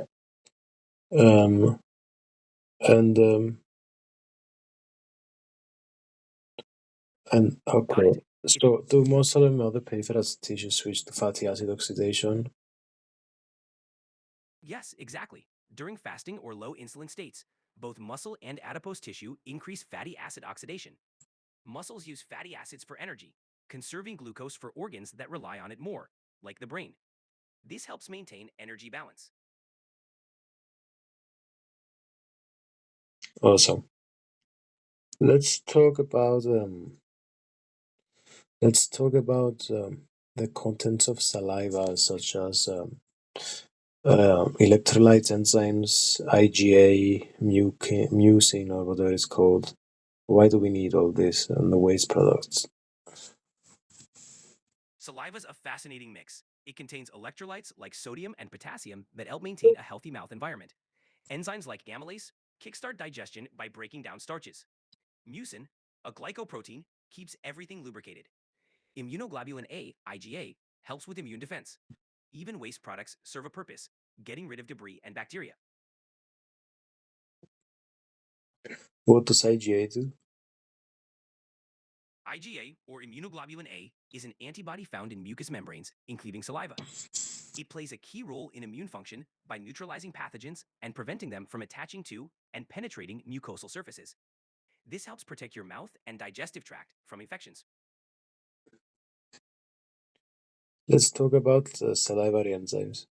Specifically, I wanted to mention amylase, lingual lipase, lysozyme, lactoferrin, kallikrein. Sure, amylase is the primary enzyme in saliva that starts breaking down starches into sugars. Lingual lipase begins the digestion of fats, though its activity increases in the stomach. Lysozyme has antibacterial properties, helping control oral bacteria. Lactoferrin binds iron, inhibiting bacterial growth. Kallikrein processes proteins to produce other active peptides.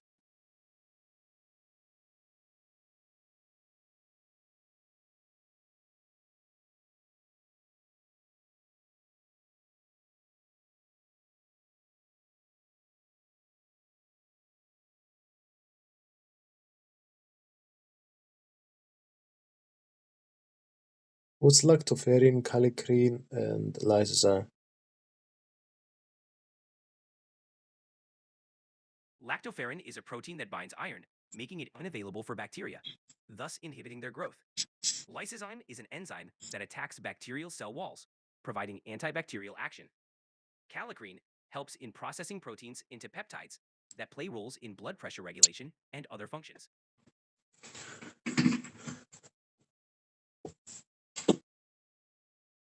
Tell me again, I don't understand. Sure, lactoferrin binds iron, which bacteria need, so it helps prevent bacterial growth. Lysozyme breaks down bacterial cell walls, acting as an antibacterial agent. Kallikrein processes proteins to form peptides that are involved in various bodily functions, like blood pressure regulation.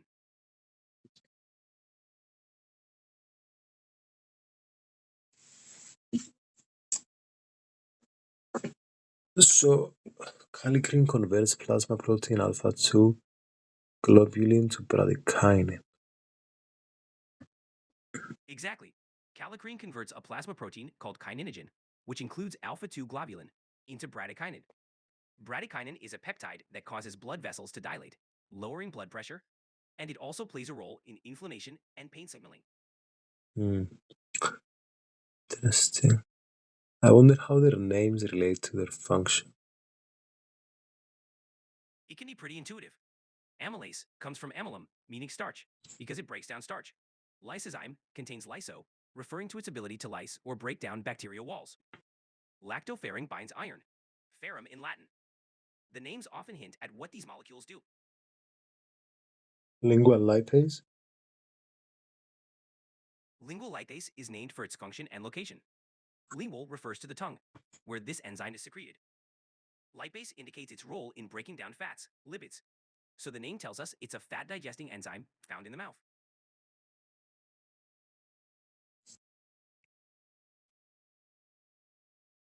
Alright, guys, I took a bit of a break. I'm going to come to anemia now.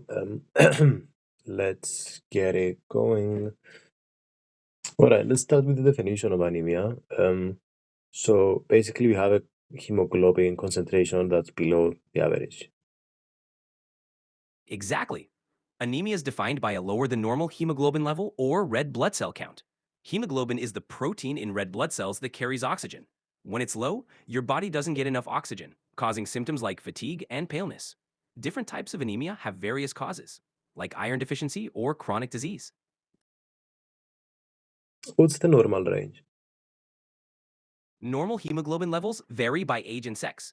For adult men, it's typically around 13.8 to 17.2 grams per deciliter. And for adult women, it's around 12.1 to 15.1 grams per deciliter. So let's talk about more terminology and facts. So just a sec. What would I see in blood film, like hematinic deficiency, hemoglobinopathy, hemolysis? On a blood film, you can spot different signs based on the type of anemia. In iron deficiency, red blood cells appear smaller and paler. Hemoglobinopathies, like sickle cell, show abnormal shapes. For hemolysis, you might see fragmented cells or increased reticulocytes. Each type has distinct features that help diagnose the cause. So hematinic, what is this hematinic? Hematinics are nutrients essential for blood formation, like iron, vitamin B12, and folate. They're crucial for producing healthy red blood cells. If there's a deficiency in any of these, it can lead to anemia. So, treating certain anemias involves replenishing these hematinics. Well, we also have leukemic cells, polychromasia. Can you explain all these? Hemoglobinopathy. Sure, leukemic cells are abnormal white blood cells seen in leukemia. Polychromasia refers to red blood cells of varying colors, indicating different maturation stages, often seen in hemolysis. Hemoglobinopathies are disorders affecting hemoglobin structure, like sickle cell disease or thalassemia. These can cause abnormal red blood cell shapes and functions. Let's talk about erythropoietin and red cell production. Erythropoiesis is the process of producing red blood cells. It happens in the bone marrow, stimulated by a hormone called erythropoietin, mainly produced by the kidneys. When oxygen levels are low, more erythropoietin is released, boosting red blood cell production to increase oxygen delivery. And what's bone marrow aspirate? Aspirate. A bone marrow aspirate is a procedure where a small sample of liquid bone marrow is taken, usually from the hip bone. It's done to examine the types and numbers of cells in the marrow, helping diagnose conditions like anemia, leukemia, or other blood disorders. Sorry, guys, there was a plane outside. God knows why there's a plane outside at this location. But tell me again, sir. No worries. A bone marrow aspirate is when a small sample of liquid bone marrow is taken, typically from the hip bone. It's used to examine the cells in the marrow to help diagnose blood disorders like anemia or leukemia.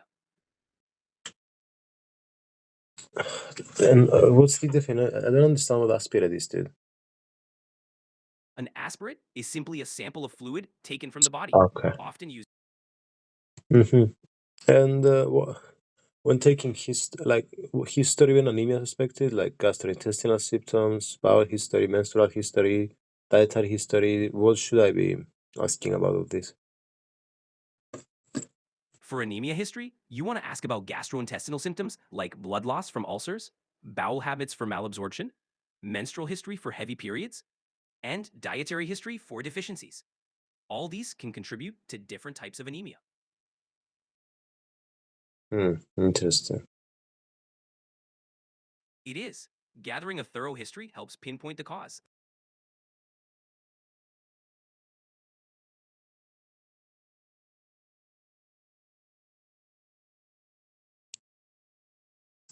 And why do we have lethargy, fatigue, exertional breathlessness, palpitations, headache with anemia? And why do we see signs such as skin pallor, pale conjunctiva, tachypnea, okay, tachycardia, clonichia? Those symptoms and signs are due to reduced oxygen delivery to tissues. With anemia, there's less hemoglobin to carry oxygen.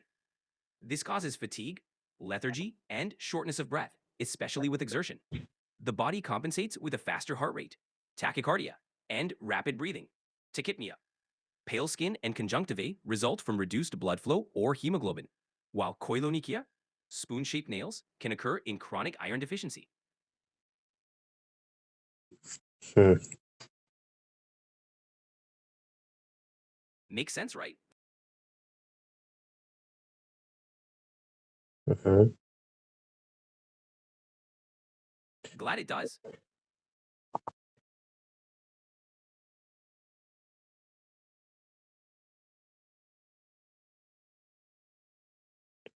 We might have acute or chronic. Yes, anemia can be acute or chronic.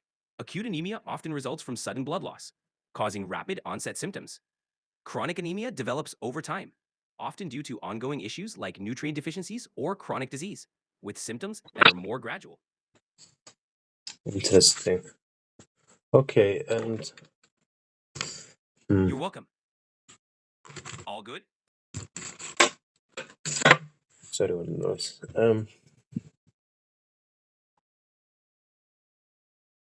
No problem. Whenever you're ready. So how do I identify the underlying cause then? Identifying the underlying cause involves a detailed history, physical exam, and specific tests. Blood tests check for nutrient levels, red cell size, and hemoglobin. If needed, bone marrow biopsy or tests for hemolysis, kidney function, or genetic studies help pinpoint the cause. Hmm. It's a thorough process, but it helps find the right treatment. How do I detect bone marrow failure and hematinic deficiency? Bone marrow failure often shows up as low blood cell counts. A bone marrow biopsy confirms it by revealing abnormal or absent cell production. Hematinic deficiencies are detected through blood tests measuring levels of iron, vitamin B12, and folate. Low levels suggest a deficiency needing supplementation. Tell me more. Sure, what else would you like to know? Well, about how to detect hematinic deficiency and bone marrow failure. For hematinic deficiencies, blood tests measure iron, B12, and folate levels. Low results indicate a deficiency. For bone marrow failure, a Okay. biopsy is needed. So can you talk a bit louder? Actually, as loud as you can. Got it. For hematinic deficiencies, blood tests measure iron, B12, and folate levels. Low results indicate a deficiency. For bone Got it. marrow failure, a And why biopsy is needed. why does iron, vitamin B12, and folic acid, uh, like why are those the ones that we have to measure? We measure iron, B12, and folate because they're crucial for red blood cell production. Iron is needed for hemoglobin, B12 for DNA synthesis, and folate for cell division. Deficiencies in any of these can lead to different types of anemia. How does B12 and folate do their functions? B12 and folate are vital for DNA synthesis, especially in rapidly dividing cells like those in bone marrow. They help form nucleotides, the building blocks of DNA. How? Without them, red blood cells can't mature properly. How? I Pretty asked, fascinating, right? dude, I asked how. Ah, got it. B12 and folate work by supporting the creation of DNA, crucial for cell division. They help convert homocysteine to methionine, a step needed for DNA production. Without them, red blood cells can't divide properly, causing them to become large and ineffective.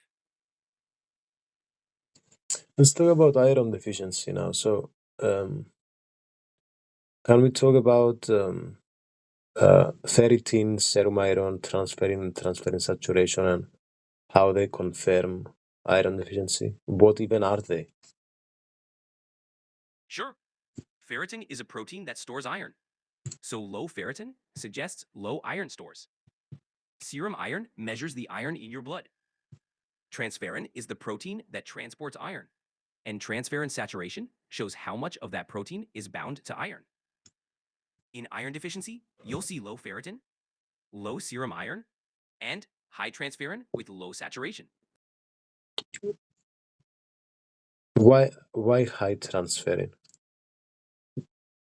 High transferrin occurs because the body is trying to transport more iron. When iron levels are low, the liver produces more transferrin to increase iron transport capacity in an effort to absorb more iron from the diet. Mm.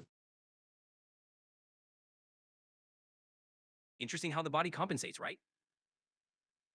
And what's serum? So serum ferritin, you said, is ferritin. I forgot already. No worries. Serum ferritin is a measure of the stored iron in your body. It's a good indicator of your overall iron levels. Low serum ferritin usually means your body's iron stores are depleted, which is common in iron deficiency anemia.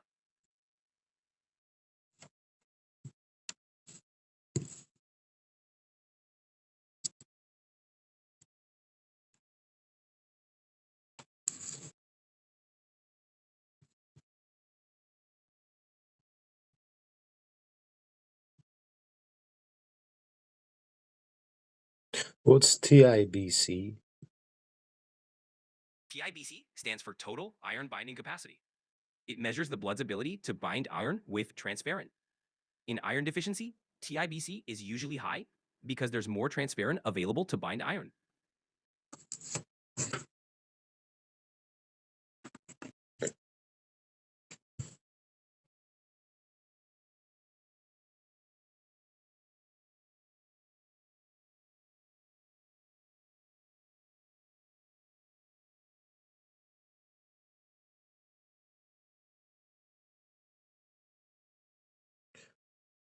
And what are these pencil cells, target cells?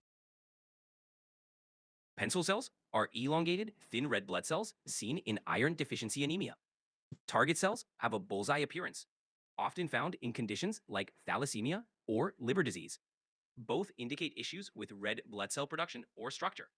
And why do they mean iron deficiency? They just seem like in a different shape. Pencil cells form due to impaired hemoglobin synthesis, a hallmark of iron deficiency. The lack of iron causes red cells to elongate. Target cells can appear in iron deficiency or other conditions due to abnormal hemoglobin or membrane structure. Don't understand how iron will make it a target cell. Target cells aren't specific to iron deficiency. They appear when there's an imbalance in hemoglobin and cell membrane. In iron deficiency, cells may be less filled with hemoglobin, causing a relative excess of membrane, which can lead to the target cell appearance.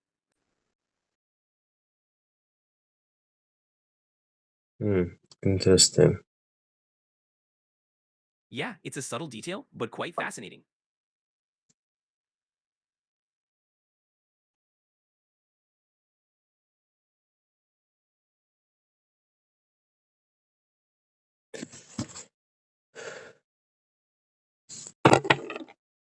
Alright, can we talk about the causes of microcytic anemia and let's talk about thalassemia and stuff like that? All right. So microcytic anemia is when red blood cells are smaller than usual. It's usually caused by conditions like iron deficiency, thalassemia, or chronic diseases. Thalassemia is a genetic disorder where the body makes abnormal hemoglobin, leading to smaller, paler red cells. Iron deficiency is the most common cause, though. Need more details on any specific part? Yeah, why specifically iron deficiency causes microcytic anemia? Iron deficiency leads to microcytic anemia because iron is essential for hemoglobin production. Without enough iron, your body can't produce enough hemoglobin, and red blood cells end up smaller and paler than normal.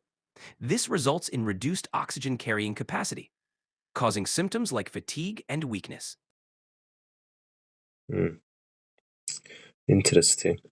Um, can we talk a bit about megaloblastic anemia now? So, how do vitamin B12 and folate affect that? Um, yeah.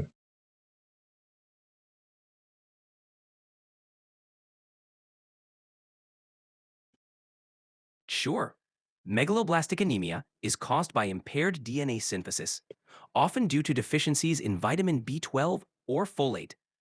These vitamins are crucial for creating healthy red blood cells. Without them, red cells grow large and dysfunctional. This can lead to symptoms like fatigue, weakness, and neurological issues. So B12 and folate are key players in keeping our red blood cells in shape. Hmm. Yeah, it's fascinating how vital these nutrients are. And when they're lacking, it really impacts the body's ability to produce healthy cells. Anything else about anemia you'd like to dive into? B12 deficiency causes?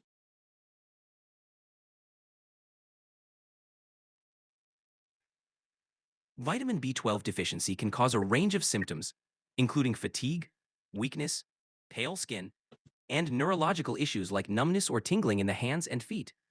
It can also lead to difficulty walking, memory loss, and mood changes.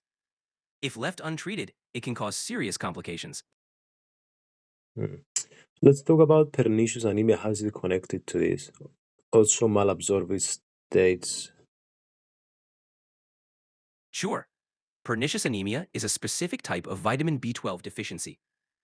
It's caused by an autoimmune condition where the body attacks the cells in the stomach that produce intrinsic factor, a protein needed for B12 absorption. Without intrinsic factor, B12 can't be absorbed properly, leading to anemia. Malabsorptive states like celiac disease or Crohn's can also cause B12 deficiency by impairing absorption in the gut.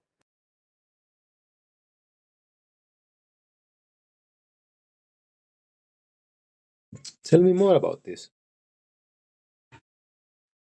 All right, with pernicious anemia, the immune system mistakenly targets stomach cells that produce intrinsic factor, which is crucial for B12 absorption. This leads to B12 deficiency despite adequate dietary intake. Symptoms can be quite severe, including neurological problems because B12 is vital for nerve health.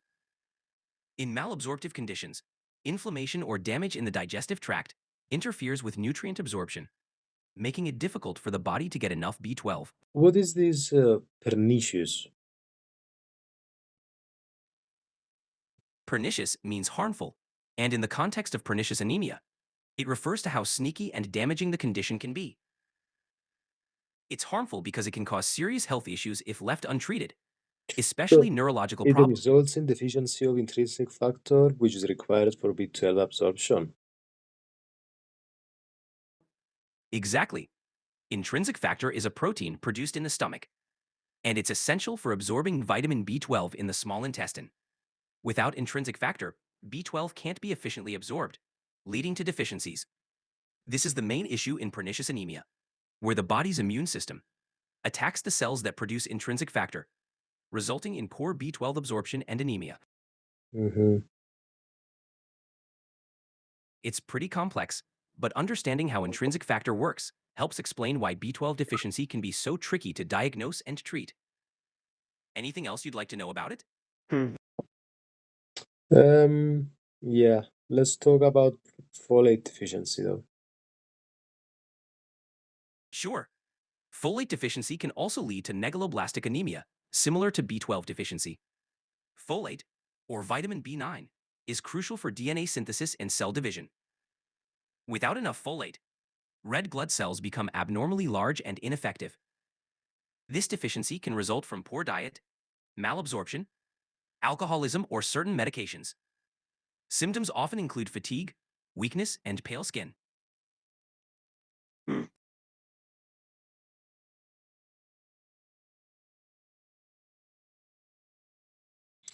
Macrocytosis?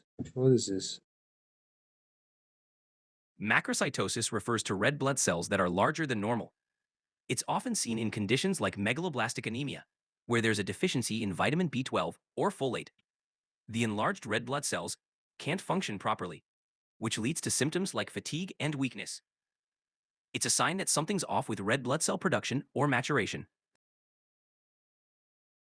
Interesting.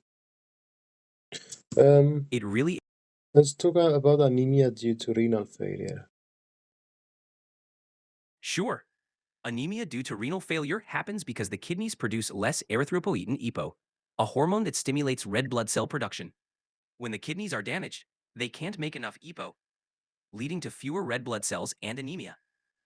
This type of anemia often requires treatments like EPO injections or iron supplements to help manage it. Okay. So interesting. Yeah, Can we also talk a bit about hemolysis? absolutely. Hemolysis is the process where red blood cells break down prematurely. This can happen due to various reasons, like autoimmune disorders, infections, or inherited conditions like sickle cell disease. When red cells break down, it can cause symptoms like jaundice, fatigue, and anemia. It's important to identify the cause. How do reticulocytes fit to all of this? Reticulocytes are immature red blood cells. They're released from the bone marrow into the bloodstream, and their presence indicates active red blood cell production. In cases of hemolysis, the body ramps up production to replace the destroyed cells, leading to a higher reticulocyte count.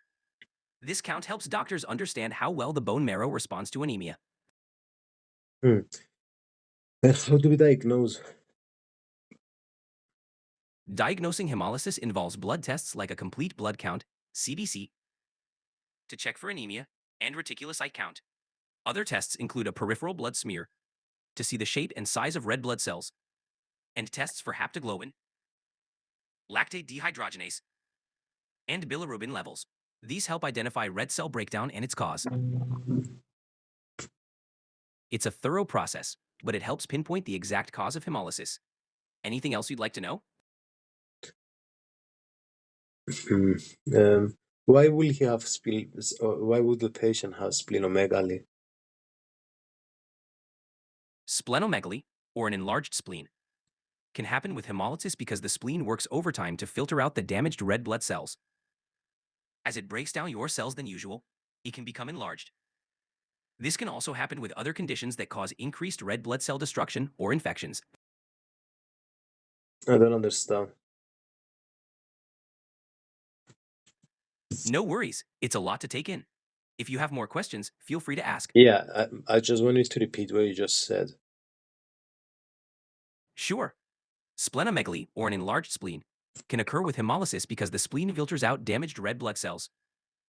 When there's increased destruction of these cells, the spleen has to work harder, which can cause it to grow larger. Interesting.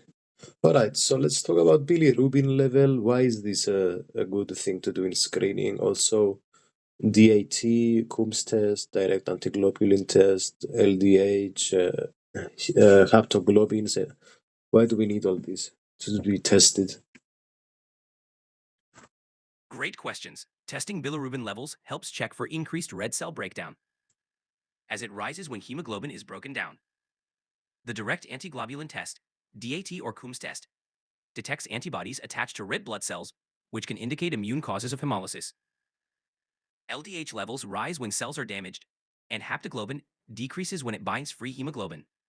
These tests together give a comprehensive picture of what's happening with the red blood cells and help pinpoint the cause.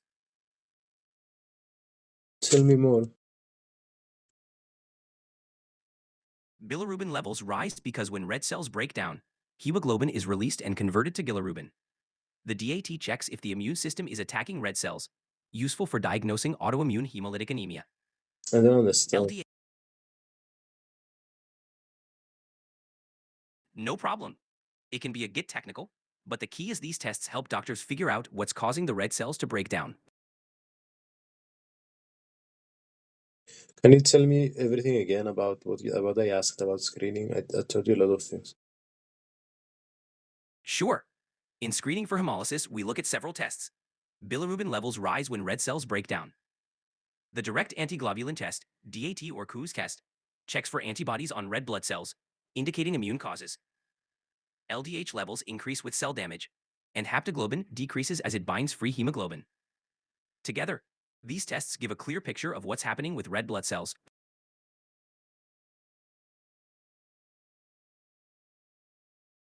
Hmm. It's a lot of info, but each test plays a role in diagnosing hemolysis.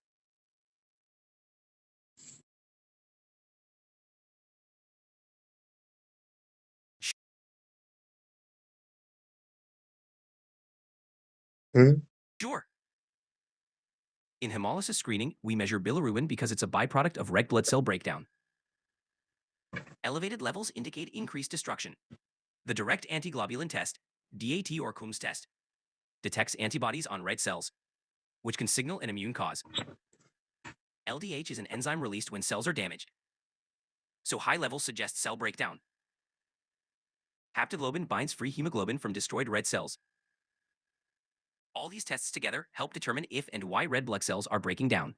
So if you talk as loud as you can, bilirubin basically, I don't understand, but so heptoglobin, I don't understand.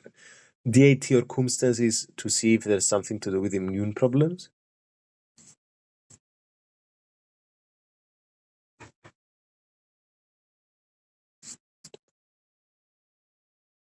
Got it. Haptoglobin binds free hemoglobin from broken red cells, so low haptoglobin suggests hemolysis. Bilirubin is a byproduct of red cell breakdown, and high levels mean more cells are breaking down. The DAT or Coombs test checks if your immune system is attacking red cells. These tests help pinpoint the cause of hemolysis. Tell me again, with heptoglobin, it binds to hemoglobins. Why does it do that? And also, what is bilirubin? I don't understand. What's the etymology? Sure, haptoglobin binds to free hemoglobin released from broken red blood cells. It does this to prevent hemoglobin from causing damage in the body. Bilirubin is a yellow compound formed when hemoglobin is broken down. Etymologically, bili refers to bile, and rubin means red, indicating its role in breaking down blood components. Dude, I don't understand. No worries, it's a lot of info. If you have any specific questions, I'm here to help. I don't have specific questions because I don't understand what you said well enough to even generate a question. That's okay. Let's break it down step by step. What would you like to start with? Dude, please just break it down for me. Like, I don't even know the input I should give you. Got it. It's a substance made when red blood cells break down. High levels mean more cells are breaking down. Haptoglobin grabs free hemoglobin from broken cells, and low levels suggest hemolysis. The DAT Why or do Coombs low test. levels suggest hemolysis? It sounds to me like high levels should suggest hemolysis. Low haptoglobin suggests hemolysis because it binds to free hemoglobin from destroyed red cells. When a lot of red cells break down, haptoglobin gets used up, so the levels drop. Ah, High got LDH, on it, the got other it. hand, That makes sense. Okay. So why do reticulites indicate the rate of production of RBCs? reticulocytes are immature red blood cells. A high reticulocyte count means the bone marrow is producing more red blood cells to replace those being lost. Like in hemolysis, it's a sign your body is trying to compensate for the loss. I see. Okay, and so hemolysis can be inherited or acquired. So can we talk about inherited causes and then acquired causes? Absolutely. Inherited causes of hemolysis include conditions like sickle cell disease, where abnormal hemoglobin causes cells to break down, and hereditary spherocytosis, where cell membrane defects lead to fragility. Acquired causes can be autoimmune disorders, infections, or certain medications. These can cause the immune system or other factors to destroy red blood cells. Interesting. Um, Can we talk about more about inherited red cell problems like membrane defect, metabolic, and hemoglobinopathy? Let's talk about hereditary spherocytosis, elliptocytosis. What are these things? Um, yeah, and also about G6PD deficiency, X-linked recessive, all these things. I don't understand.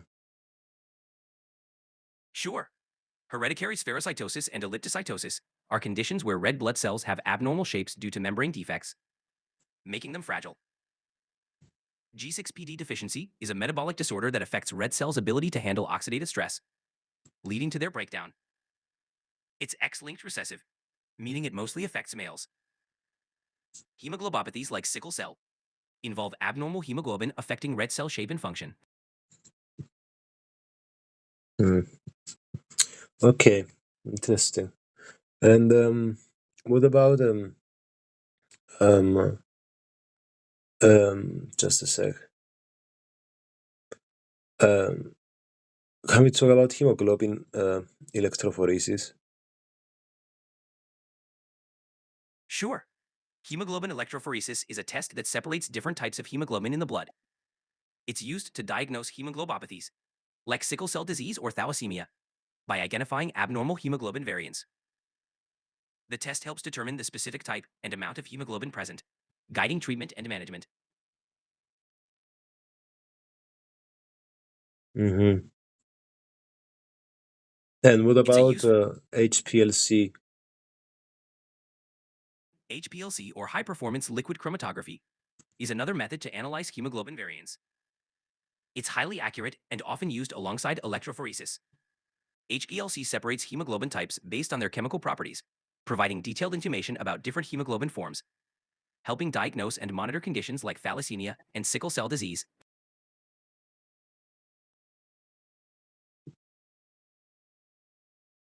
Tell me a bit more. Sure, HPLC is precise in quantifying hemoglobin variants, detecting even small amounts. It's often used in labs for routine screening of hemoglobopathies, ensuring accurate diagnosis and monitoring. It's particularly useful in complex cases where multiple variants might be present. And what is this globin gene loci? Globin gene loci refer to specific locations on chromosomes where globin genes are found. These genes are responsible for producing the globin proteins that make up hemoglobin. Mutations or deletions in these loci can lead to various hemoglobin disorders, Hmm, like thalassemia. got it. Yeah, I was gonna ask about thalassemia and beta thalassemia. So, can you tell me? Sure, beta thalassemia is a type of thalassemia caused by mutations in the beta globin gene, leading to reduced or absent production of beta globin chains.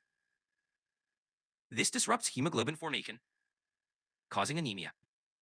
There are different severities from minor to major, depending on how many gene copies are affected. Symptoms range from mild anemia to severe, requiring regular blood transfusions. Mm-hmm. And we also have okay, that makes sense. And we have beta thalassemia. What's the difference? The difference lies in severity and specific mutations. Beta thalassemia major, or Cooley's anemia, is the most severe form, requiring frequent transfusions. Beta thalassemia intermedia is moderate, with less frequent transfusions. Beta thalassemia minor, or trait, is mild and often asymptomatic. It all depends on how many beta globin genes are affected. I don't understand the difference between beta. The difference in beta thalassemia types is how severely the beta globin gene is affected. Major means both gene copies are severely mutated, causing significant anemia. Mm, Intermedia is the mildest, with only one gene copy affected. Symptoms and treatment depend on the mutation's impact. interesting. It is. Each type has different management needs.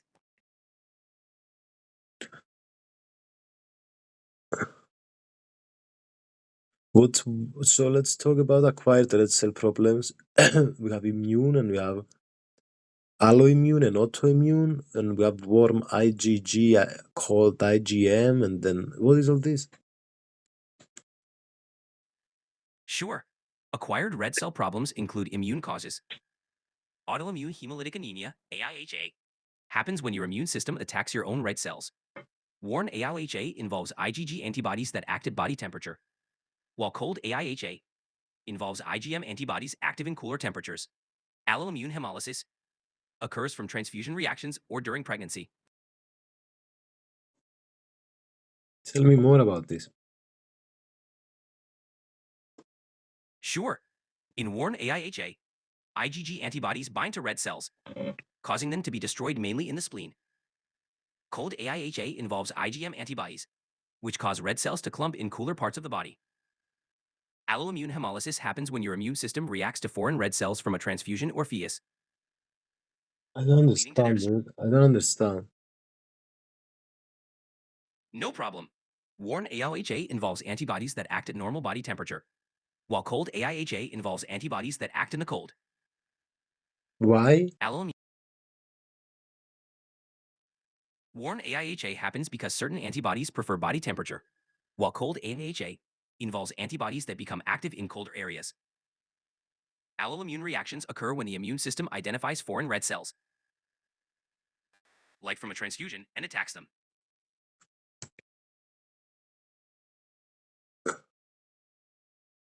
And what is MAHA?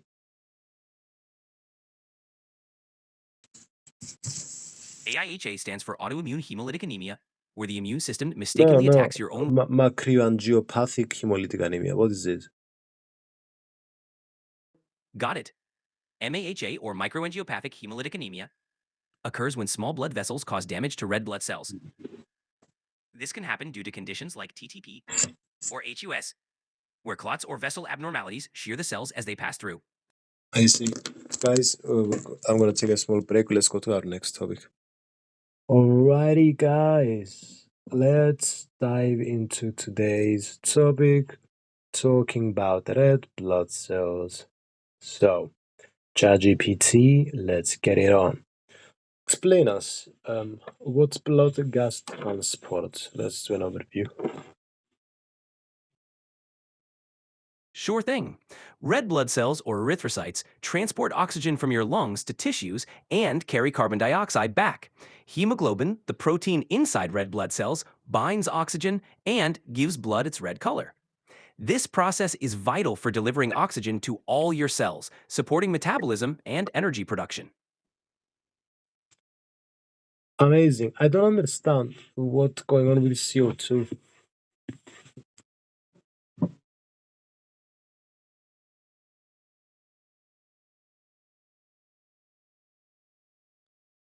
Huh?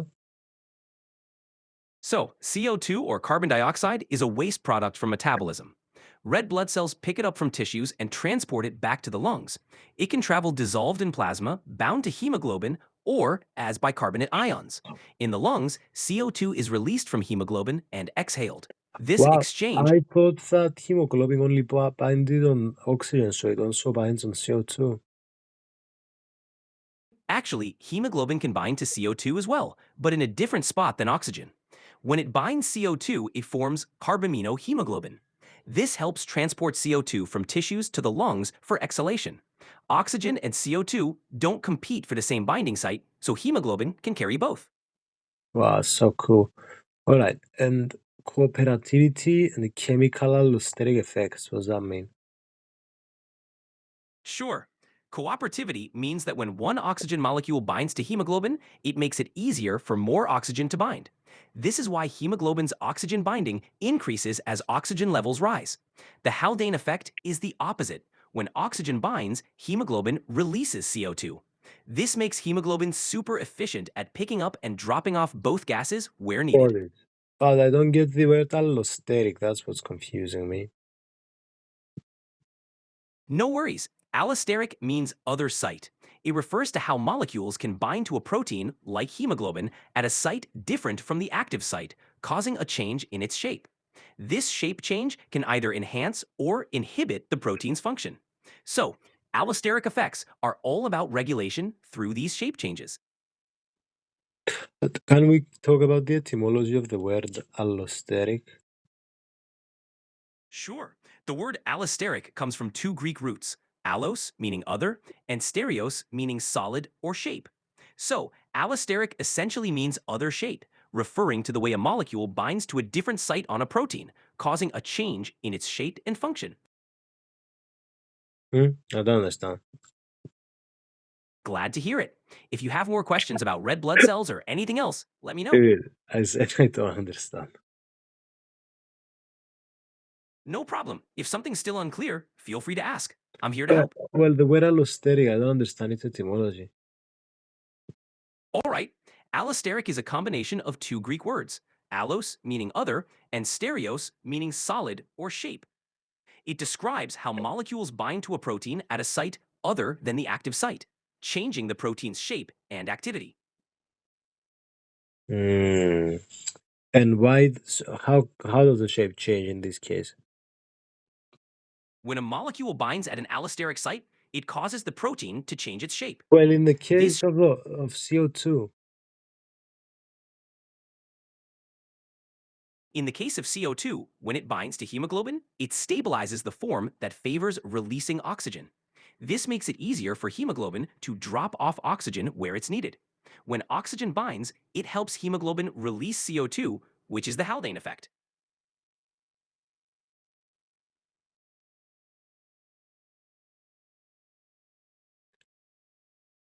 why is oxygen so poorly soluble in plasma?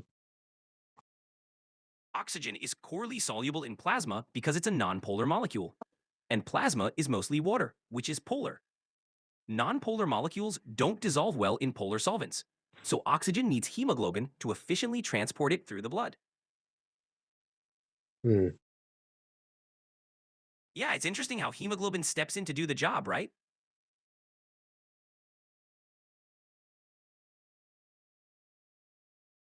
Mm-hmm.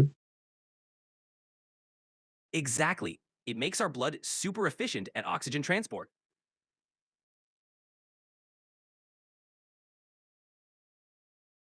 So hemoglobin has a heme group, and then what else? Besides the heme group, hemoglobin has a protein component made of 4 polypeptide chains. These chains provide structure and help regulate hemoglobin's ability to bind and release oxygen through allosteric effects. This combination makes hemoglobin super versatile. Tell me more about its structure. Sure, hemoglobin structure includes 4 subunits, 2 alpha and 2 beta chains. Each subunit has a heme group that can bind one oxygen molecule. The arrangement allows cooperative binding, meaning when one oxygen binds, the others bind more easily. This structure is key to its function. What are these globin stuff? Globins are a family of proteins that bind heme groups. Hemoglobin is the most well-known, but there's also myoglobin, which stores oxygen in muscles, and neuroglobin, found in the brain. Each has a specific... Okay, so we have hemo. Sorry, guys. So how unprofessional. So we have hemoglobin. I don't understand. We have alpha and beta globin and heme group. No worries. Hemoglobin's alpha and beta globins are the protein chains that hold the heme groups. Each chain has one heme group, which is where oxygen binds. So, in total, hemoglobin has 4 heme groups, allowing it to carry 4 oxygen molecules at once. 4 heme groups and 4 globins. Exactly. 4 heme groups, each attached to one of the 4 globin chains. This structure lets hemoglobin carry up to 4 oxygen molecules. And we have alpha and beta globins. Yes, 2 alpha globins and 2 beta globins. They all work together to transport oxygen efficiently. Why we have 2 alpha and 2 beta?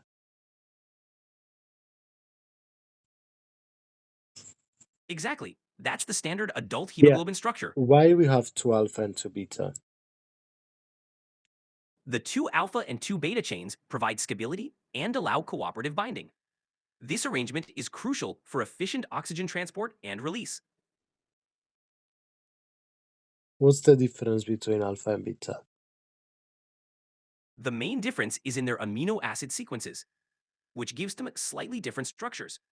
This variation helps hemoglobin function effectively in different environments, like during oxygen binding and release.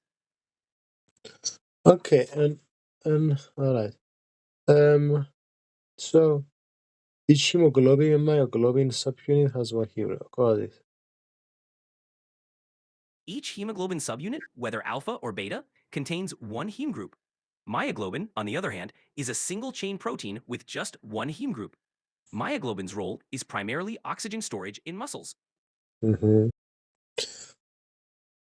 Alrighty. So the kids have two gamma subunits, not two beta, huh? That's right. In fetal hemoglobin, there are two alpha and two gamma subunits instead of beta. This Wow. helps fetuses pick up oxygen more efficiently from their mother's blood. And who gave this gamma to them? Where did it come from? Gamma subunits are encoded by specific genes. They're expressed during fetal development, providing the unique hemoglobin needed before birth.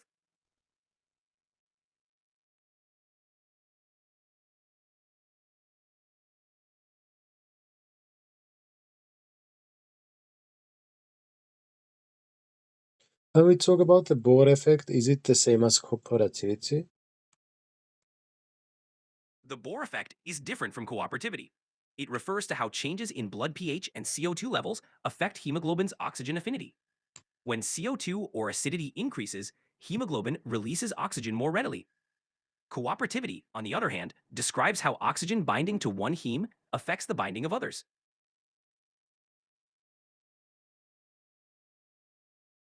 Tell me more, please. All right? The Bohr effect is when increased CO2 or acidity causes hemoglobin to release oxygen more easily. Cooperativity is how binding one oxygen makes it easier for the next oxygen to bind. Both are key for efficient oxygen delivery. Hmm.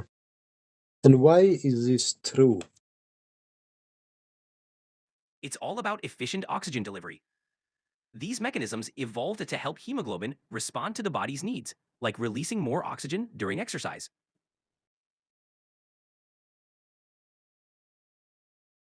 Mm-hmm. So Bohr effect is basically that we have lower affinity for oxygen when CO2 binds. Exactly. When CO2 levels rise or pH drops, hemoglobin's affinity for oxygen decreases, making it easier to release oxygen to tissues. Why? Pretty neat, right? I said why. Ah, got it. It's because CO2 and acidity alter hemoglobin structure, reducing its oxygen affinity. This ensures oxygen is released where it's needed most. How does it ensure this? It ensures this by responding to metabolic activity. Active tissues produce more CO2 and acid, signaling hemoglobin to release oxygen there, where it's needed most. Uh-huh. What is this carbonic anhydrase? RXN? No worries. Carbonic anhydrase is an enzyme in red blood cells. It speeds up the conversion of CO2 and water into carbonic acid, which then splits into bicarbonate and protons. This reaction helps transport CO2 in the blood. Hmm. Pretty essential for. Let's talk about CO2 transport in the blood then. Sure. CO2 travels in the blood in three ways: dissolved in plasma, bound to hemoglobin as carbaminohemoglobin, and mostly as bicarbonate ions. Carbonic anhydrase helps convert CO2 to bicarbonate, which then travels to the lungs for exhalation. Tell me more. Most CO2 is carried as bicarbonate. In tissues, CO2 enters red blood cells, converts to bicarbonate, and is transported in plasma. In the lungs, this process reverses, releasing CO2 for exhalation.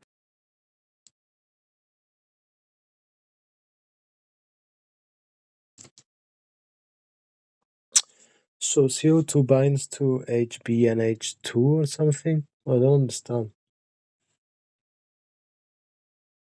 CO2 binds to hemoglobin, forming carbaminohemoglobin, when it doesn't bind to the same site as oxygen. Instead, it attaches to the protein part. The H plus ions from carbonic acid lower pH, which also influences hemoglobin's oxygen affinity. Got it. Speak as loud as possible. Um, can we talk about uh, um, chloride um, bicarbonate exchanger? What's that? Sure, the chloride bicarbonate exchanger, also known as the hamburger shift, swaps bicarbonate out of red blood cells for chloride ions from the plasma. This maintains electrical balance and allows continuous CO2 transport. What's this chloride shift then?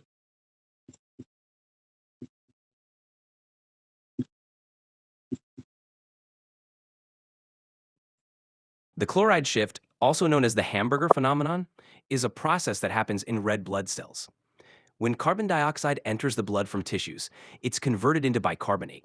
To maintain electrical neutrality, bicarbonate is exchanged out of the red blood cell for chloride ions from the plasma.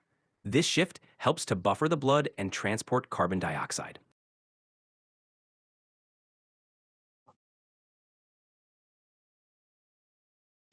So how does it work exactly?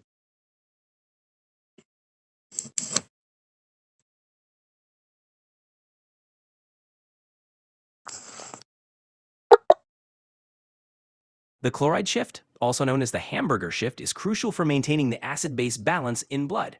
When CO2 enters red blood cells, it's converted to bicarbonate ions. To balance the charge, chloride ions move into the red blood cells from the plasma.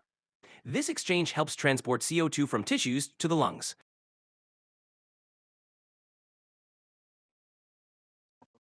Hmm. Yeah, it's pretty fascinating how our bodies maintain balance at the cellular level, right? Anything else you'd like to know about it? Um, can we talk about PaO2 versus SpO2? Sure. PaO2 refers to the partial pressure of oxygen in arterial blood, measured in millimeters of mercury. It's an indicator of how well oxygen is able to move from the lungs to the blood. SpO2, on the other hand, stands for peripheral oxygen saturation. It's measured using a pulse oximeter and represents the percentage of hemoglobin saturated with oxygen. So PaO2 is a direct measure from blood samples, while SpO2 is a non-invasive estimate. Hmm.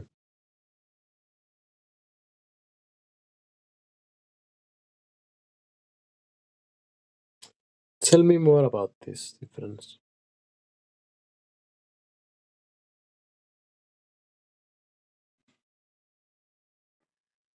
Go on. Absolutely. The difference between PaO2 and SpO2 mainly lies in how they're measured and what they represent.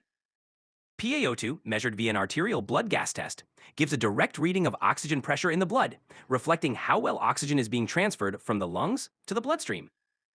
SpO2, on the other hand, is measured using a pulse oximeter, which estimates the percentage of hemoglobin bound with oxygen. SpO2 is less precise, but is useful for continuous monitoring. Both are important in assessing a patient's oxygenation status. I'm a bit confused, to be honest. No worries. In simpler terms, PaO2 is a lab measurement of oxygen in your blood, taken from an artery. SpO2 is what you see on a fingertip pulse oximeter. It shows the percentage of oxygen in your blood. Think of PaO2 as a detailed snapshot and SpO2 as a quick estimate. Does that help clear things up? Yeah. Great, I'm glad that helped. If there's anything else you're curious about or need more clarification on, just let me know. So CO2, H plus, Cl minus, 2,3-DPG. What do they produce? A right shift or a left shift? And what does that mean?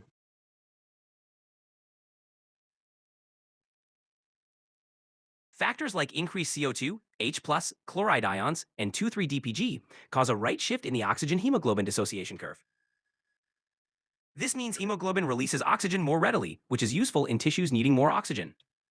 A left shift, caused by the opposite conditions, means hemoglobin holds onto oxygen more tightly. This balance helps oxygen delivery adapt to different needs. Explain to me for each individual case why affinity decreases. What do Cl, CO2, H plus, and 2,3-DPG do?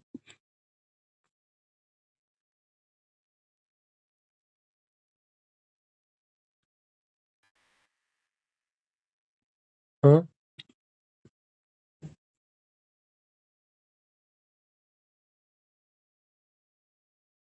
Carbamino compounds, which lower oxygen affinity. H plus ions from increased acidity stabilize the deoxygenated form of hemoglobin, promoting oxygen release. Chloride ions enter red blood cells to maintain electrochemical balance during the chloride shift, indirectly facilitating oxygen release. Finally, 2,3-DPG binds to hemoglobin, stabilizing its deoxygenated form, which also lowers oxygen affinity. So those 2,3-DPG make the bonds weaker? Also, I don't understand what happens with Cl.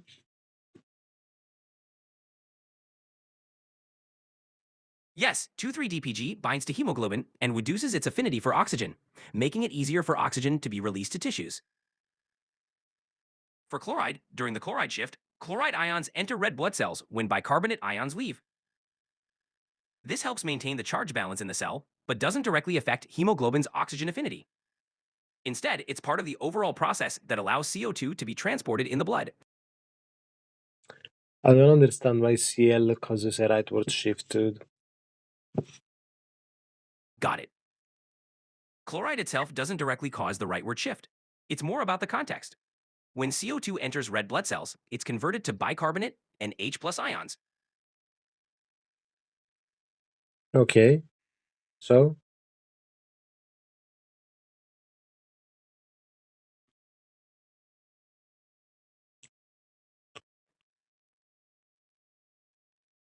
So what?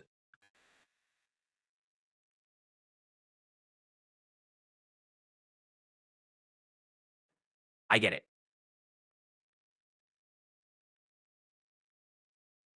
It's malfunctioning, guys.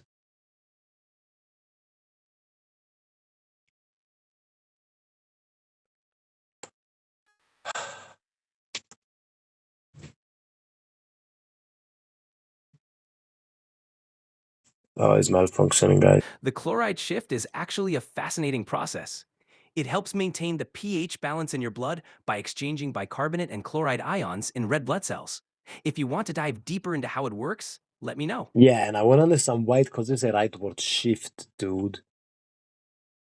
All right, so the rightward shift usually refers to the oxygen hemoglobin dissociation curve. When chloride enters red blood cells, it helps release oxygen more easily to tissues. This happens under conditions like increased carbon dioxide or acidity, and it shifts the curve to the right. This is called the Bohr effect.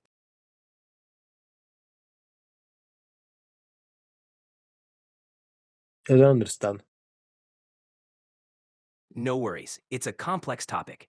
The main idea is that No, I chloride don't want, shifts. sir, I don't want the main idea. I want to be a doctor. I need to understand it. Got it. The chloride shift is about balance. When red blood cells pick up carbon dioxide, they convert it to bicarbonate.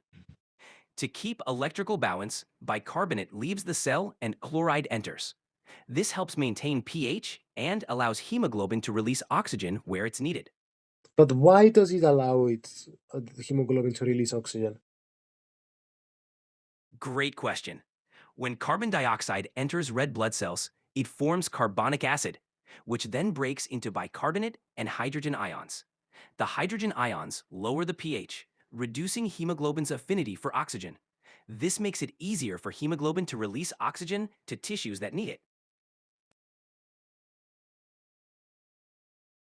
Can we talk about the development from stem cells? So we start with multipotent stem cells, potent, and then progenitor, and then lineage committed, and then mature. Can you explain to me why? Sure, stem cell development starts with multipotent stem cells, which can become many cell types. These differentiate into progenitor cells, which are more specialized but not fully mature. They then become lineage-committed cells, destined for a specific function. Finally, they mature into fully specialized cells.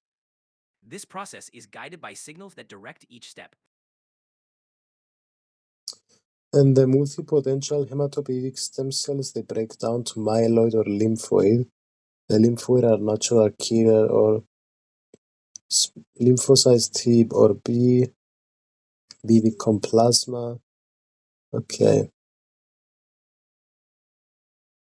Exactly. Multipotent hematopoietic stem cells give rise to two main lineages, myeloid and lymphoid.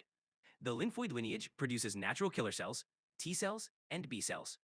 B cells can further differentiate into plasma cells, which produce antibodies. Each step is crucial for a functional immune system. Mm. And why do we have hematopoietic stem cells being erythropoietin dependent, and then they become iron dependent once they become reticulocytes? Great question. Hematopoietic stem cells rely on erythropoietin, a hormone that promotes red blood cell production. As these cells mature into reticulocytes, they need iron for hemoglobin synthesis. This shift ensures they can carry oxygen efficiently once they mature red blood cells.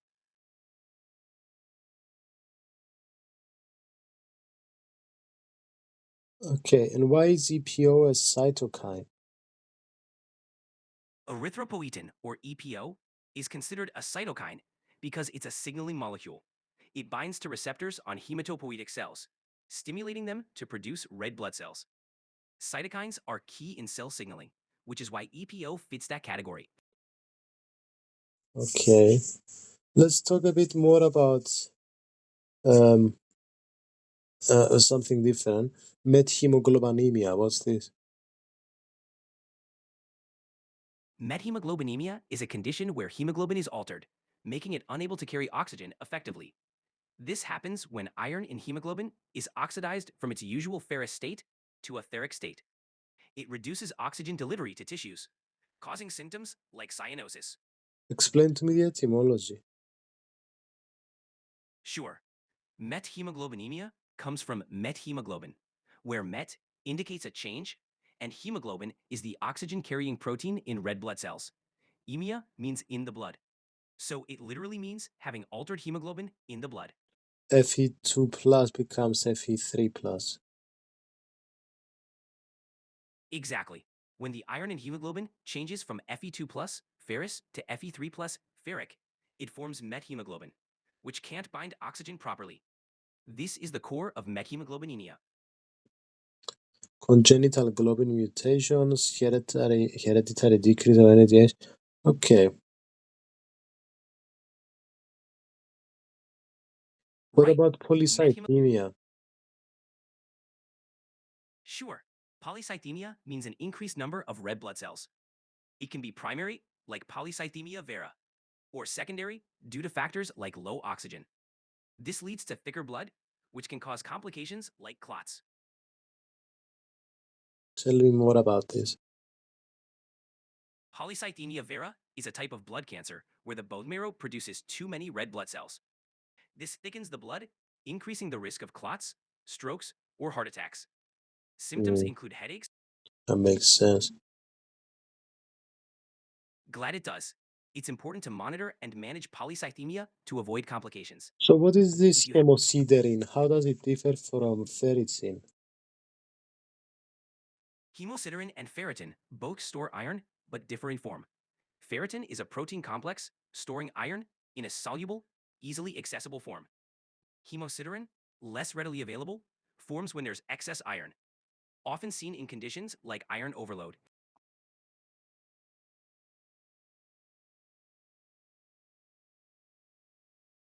And what is this reticuloendothelial system? The reticuloendothelial system, or RES, includes cells like macrophages that help filter blood, remove old or damaged cells, and fight infections. It's crucial for immune response and recycling red blood cells. Tell me more about this. Sure, the RES is found in tissues like the spleen, liver, and lymph nodes. It helps break down old red blood cells, recycle iron, and destroy pathogens. It's a key part of your body's defense and cleanup system.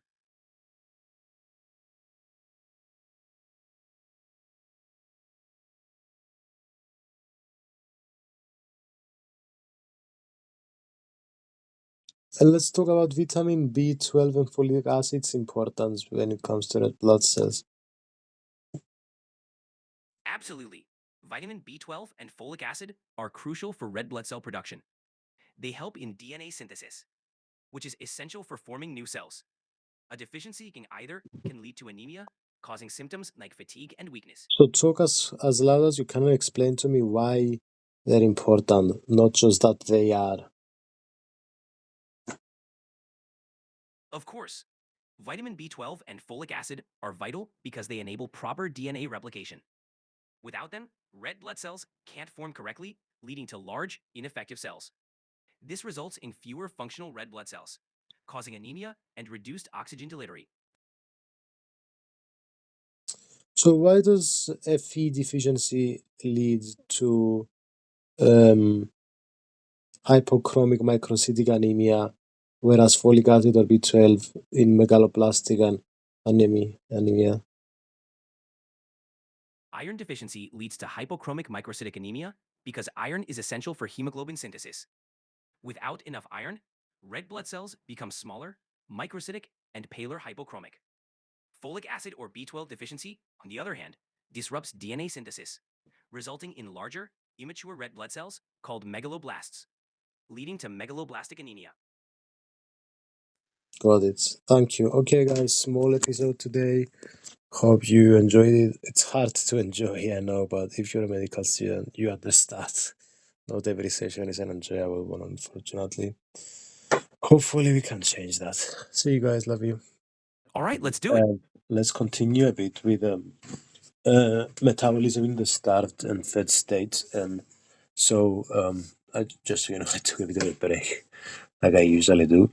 So, let's go back to the liver. So, in the liver, we said it's GLUT2 that has low affinity, and liver changes from a user to exporter of glucose. Could you explain this to us? Sure. So GLUT2 is a glucose transporter found in liver cells. It's got a low affinity for glucose, meaning it only takes up glucose when blood sugar levels are high, like after a meal. The liver uses glucose to store it as glycogen, and when blood sugar drops, it exports glucose to maintain balance. So, can you remind me where does GLUT 1, 2, 3, 4, and 5 go? Of course, GLUT1 is found in most cells, especially in the blood-brain barrier. GLUT2 is in the liver, pancreas, and kidneys. GLUT3 is mainly in neurons. GLUT4 is in muscle and fat tissues. And GLUT5 is for fructose, found in the small intestine. Interesting. Okay. Yeah. All right, what's next? Let's talk a bit about the starved state, and let's talk about it in the liver. What's going on there? Alanine, lactate, glycerol. Sure, in the starved state, the liver shifts to producing glucose through gluconeogenesis. Alanine, lactate, and glycerol are key substrates. Alanine comes from muscle protein breakdown, lactate from anaerobic metabolism, and glycerol from fat breakdown. The liver uses these to maintain blood glucose levels. So these, what do these do to maintain glucose levels? Alanine, lactate, and glycerol are converted into glucose through gluconeogenesis. This process helps the liver release glucose into the bloodstream, maintaining energy levels when you're not eating. It's crucial for keeping your brain and other organs fueled during fasting. Interesting. And we also have fatty acids entering the liver, providing energy for gluconeogenesis. And why does acetyl-CoA become ketone bodies? I don't understand. Absolutely. During fasting, fatty acids are broken down in the liver, providing energy. This process produces acetyl-CoA. When there's more acetyl-CoA than the Krebs cycle can handle, the liver converts it into ketone bodies. These ketones are then released into the blood to provide an alternative energy source for the brain and muscles. So, okay, how does the starved state then differ in the muscle? In muscle, the starved state is more about conserving glucose. Muscles use fatty acids for energy, sparing glucose for the brain. They also break down proteins into amino acids like alanine, which are sent to the liver for gluconeogenesis. Unlike the liver, muscles don't produce glucose for the bloodstream. Interesting. Okay, let's talk a bit about the jumping subjects, guys, to secretions. So, can we talk a bit about the major salivary glands? Parotid, submandibular, sublingual. Sure, the major salivary glands are the parotid, submandibular, and sublingual glands. The parotid glands, located near the ears, produce a watery, enzyme-rich saliva. The submandibular glands, under the jaw, secrete a mix of watery and mucus saliva. The sublingual glands, under the tongue, produce mostly mucus saliva, which helps lubricate food. Interesting. And what's the differences between what's being produced by these?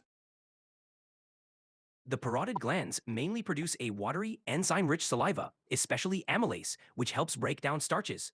The submandibular glands produce a mix of serous, watery, and mucus, thicker saliva, aiding both digestion and lubrication.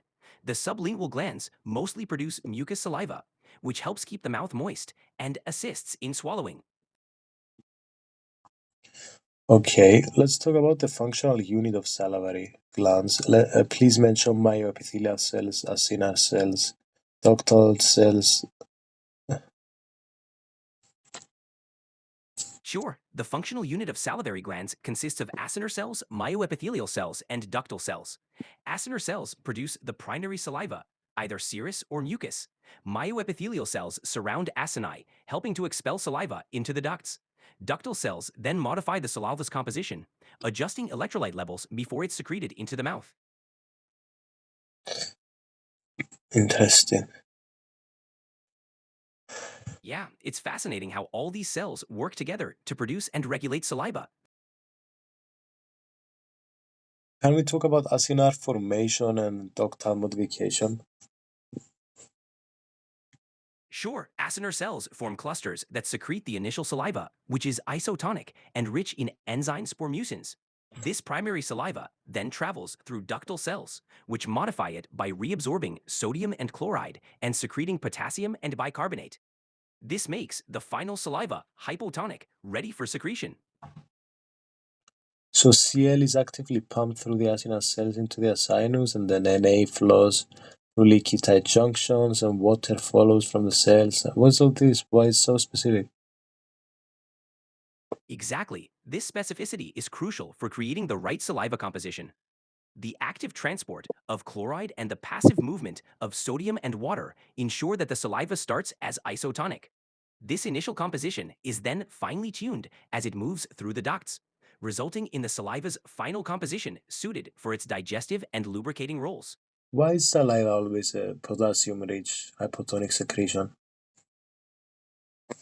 Saliva becomes potassium-rich and hypotonic due to ductal modification. As saliva passes through the ducts, sodium and chloride are reabsorbed while potassium is secreted. This exchange, along with limited water permeability, results in saliva that is hypotonic, less concentrated, and rich in potassium. This specific balance is important for its role in digestion and oral health.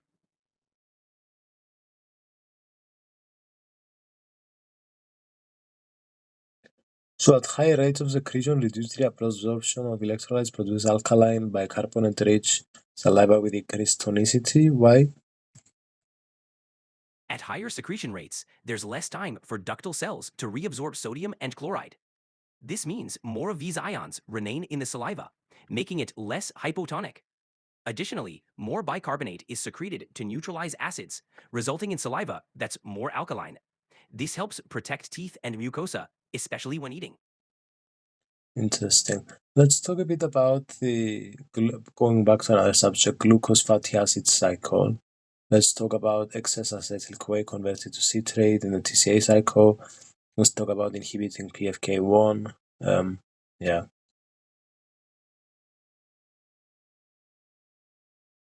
Sure, in the glucose fatty acid cycle, excess acetyl-CoA from glucose metabolism is converted to citrate in the TCA cycle. Citrate can leave the mitochondria and enter the cytoplasm, where it's broken down into acetyl-CoA and oxaloacetate. This acetyl-CoA is then used for fatty acid synthesis. Citrate also inhibits phosphofructokinase 1, a key enzyme in glycolysis, reducing the breakdown of glucose when fatty acids are plentiful.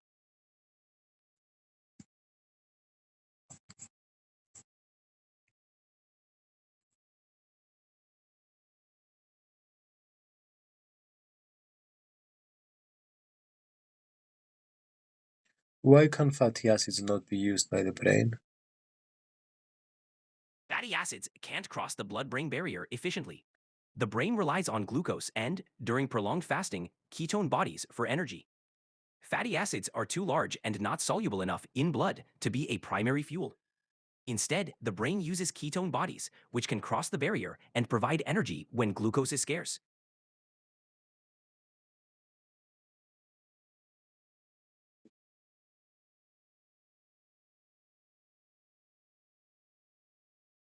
Can we talk about hormonal control of glycogenolysis a bit? Sure, glycogenolysis, the breakdown of glycogen to glucose, is mainly controlled by hormones like glucagon and epinephrine.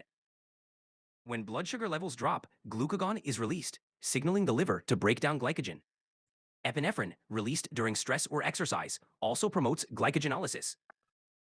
Both hormones activate enzymes that convert glycogen into glucose, providing a quick energy source. Interesting. Let's talk a bit about reciprocal regulation of phosphorylase and glycogen synthesis by glucagon and adrenaline. Can we mention CMP, CMP, PK, and stuff like that? Sure. Reciprocal regulation of phosphorylase and glycogen synthase by glucagon and adrenaline involves cyclic AMP, CAMP, and protein kinase A, PKA. Glucagon or adrenaline binds to receptors, CAMP levels rise, activating PKA. PKA then phosphorylates glycogen synthase, inactivating it. And phosphorylase, activating it, promoting glycogen breakdown while inhibiting glycogen synthesis. And insulin gets blood glucose and takes it to the liver. Exactly. Insulin lowers blood glucose by promoting its uptake into cells, including liver cells. In the liver, insulin stimulates glycogen synthesis, converting glucose into glycogen for storage. It also inhibits glycogenolysis and gluconeogenesis, ensuring that glucose is stored rather than produced. This helps maintain stable blood glucose levels. Can we talk about the reciprocal regulation of phosphorylase and glycogen synthase? Perhaps we could talk about active A form and kind of all that calcium. Glycogen phosphorylase and glycogen synthase are regulated by phosphorylation. Phosphorylase exists in an active A form when phosphorylated, breaking down glycogen. Glycogen synthase has an active A form when dephosphorylated, promoting glycogen synthesis. Calcium ions can activate phosphorylase kinase, promoting glycogen breakdown, especially in muscle during contraction. This balance ensures energy availability as needed. Interesting. It really is. The body's ability to fine-tune these processes is amazing.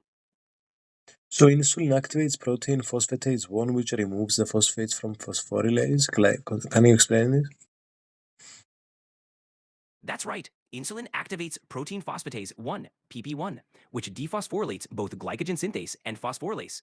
This activates glycogen synthase, promoting glycogen synthesis, and inactivates phosphorylase, reducing glycogen breakdown. This coordinated action helps lower blood glucose and store it as glycogen. Mm-hmm. Let's go back Pretty clever. to salivary secretions now. So we have um,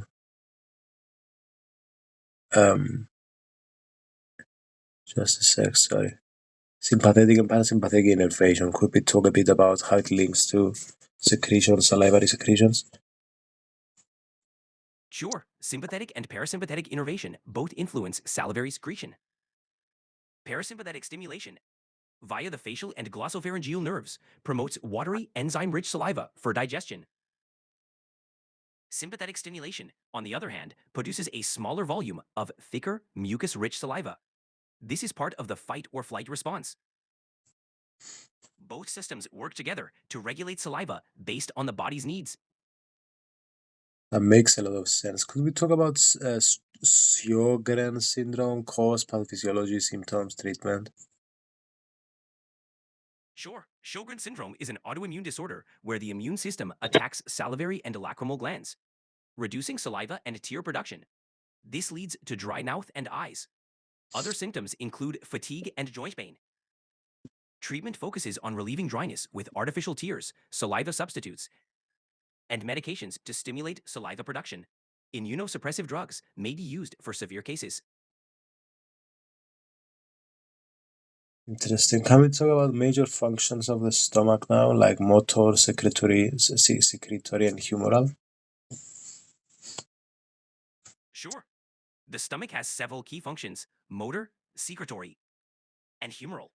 Motor functions include mixing and propelling food through peristalsis. Secretory functions involve producing gastric juices like hydrochloric acid and pepsin for digestion. Humoral functions include releasing hormones like gastrin, which regulates acid secretion and stomach motility. All these functions work together for efficient digestion. Sorry that I'm going so fast, guys. Could we talk a bit about the specialization of the intestinal wall, perhaps about different kinds of cells, Paneth cells, enteroendocrine, goblet absorptive? Of course, the intestinal wall is specialized with various cells. Paneth cells found in the crypts secrete antimicrobial peptides to protect against pathogens. Enteroendocrine cells release hormones that regulate digestion and gut motility. Goblet cells produce mucus to lubricate and protect the lining. Absorptive cells, or enterocytes, are responsible for nutrient absorption. Each cell type plays a crucial role in maintaining gut health. Interesting. Can we talk a bit about Brunner's gland? Sure, Brunner's glands are found in the submucosa of the duodenum. They secrete an alkaline, mucus-rich fluid that neutralizes stomach acid, protecting the intestinal lining. This mucus also provides a protective layer and helps optimize the environment for digested enzymes to function properly.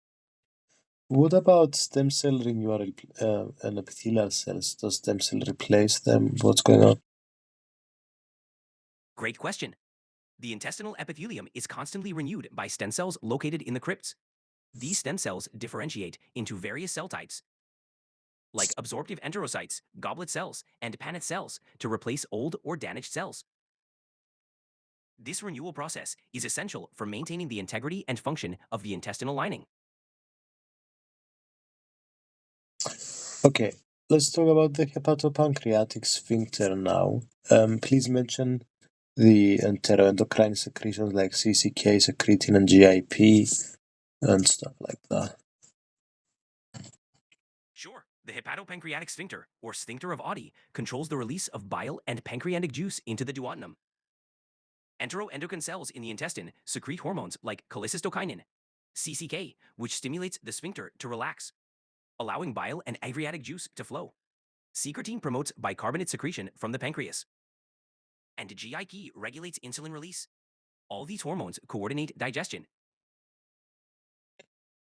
Interesting. Okay, let's talk about intestinal bacteria. I don't understand how they secrete vitamins B and K and act on chyme, producing hydrogen, CO2, methane. Can you explain this to me? Absolutely. Gut bacteria, especially in the colon, help digest undigested food, chyme, through fermentation, producing gases like hydrogen, carbon dioxide, and methane. These bacteria also synthesize vitamins B and K, which are then absorbed by the body. This symbiotic relationship is crucial for our health, as we can't produce these vitamins on our own. Interesting. So Let's talk a bit about exocrine secretions of the pancreas now. Sure, the pancreas has important exocrine functions, mainly secreting digestive enzymes and bicarbonate. Acinar cells produce enzymes like amylase, lipase, and proteases, which help break down carbohydrates, fats. Continue. No problem. Ductal cells secrete bicarbonate, which neutralizes stomach acid in the duodenum. This creates an optimal pH for digestive enzymes to function. Together, these exocrine secretions are crucial for proper digestion and nutrient absorption in the intestines. Interesting. Could we talk a bit about the activation of proteolytic enzymes? Sure. Pancreatic proteolytic enzymes like trypsinogen, chymotrypsinogen, and procarboxypalidase are secreted in inactive forms.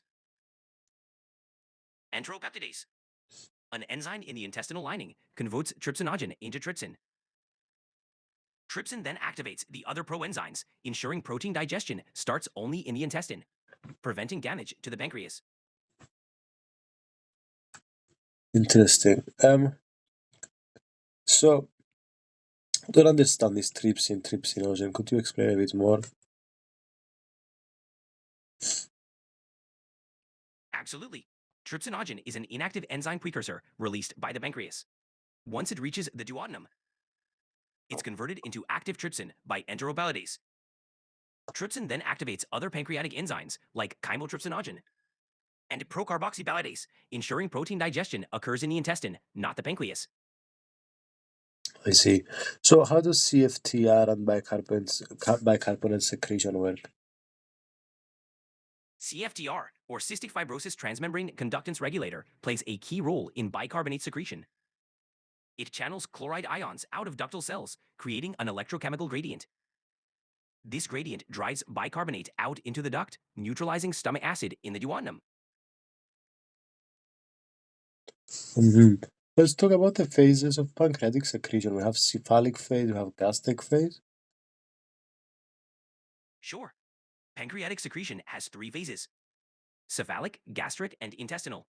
The cephalic phase is triggered by sight, smell, or thought of food, stimulating enzyme release via the vagus nerve. The gastric phase occurs when food enters the stomach, further stimulating secretion through gastrin release. Finally, the intestinal phase is the most significant. Tell me.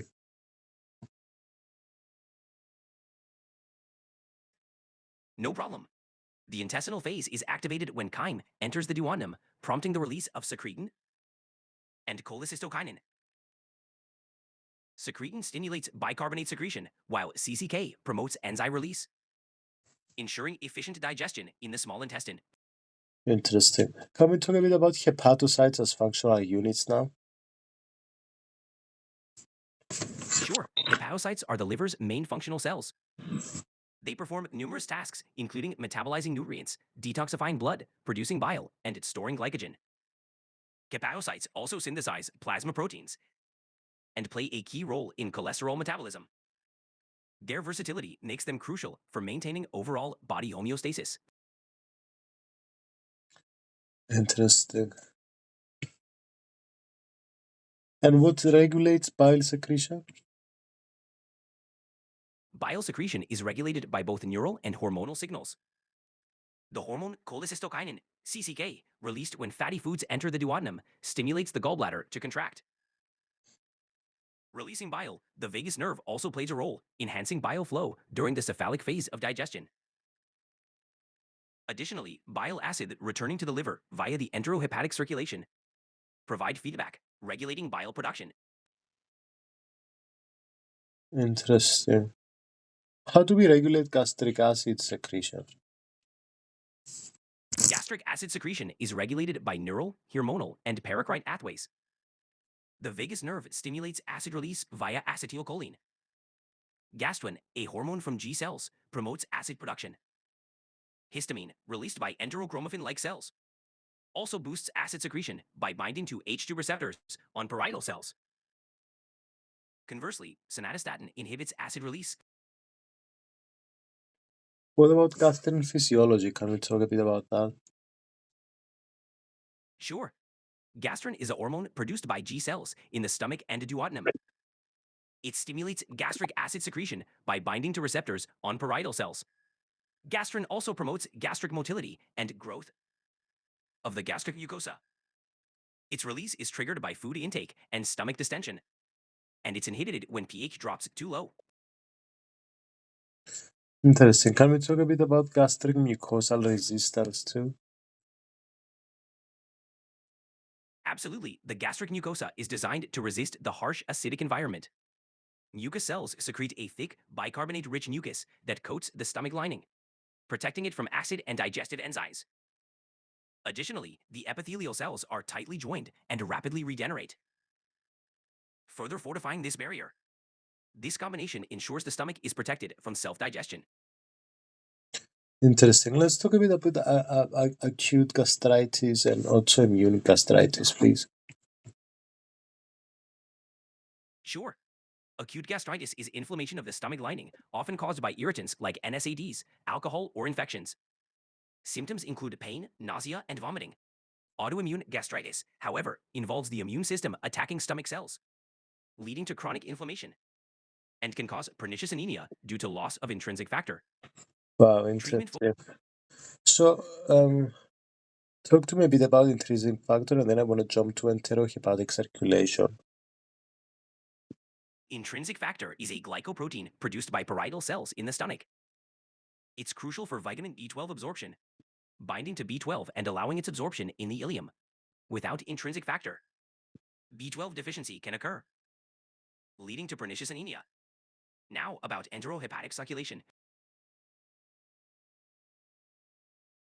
Yeah, let's do it.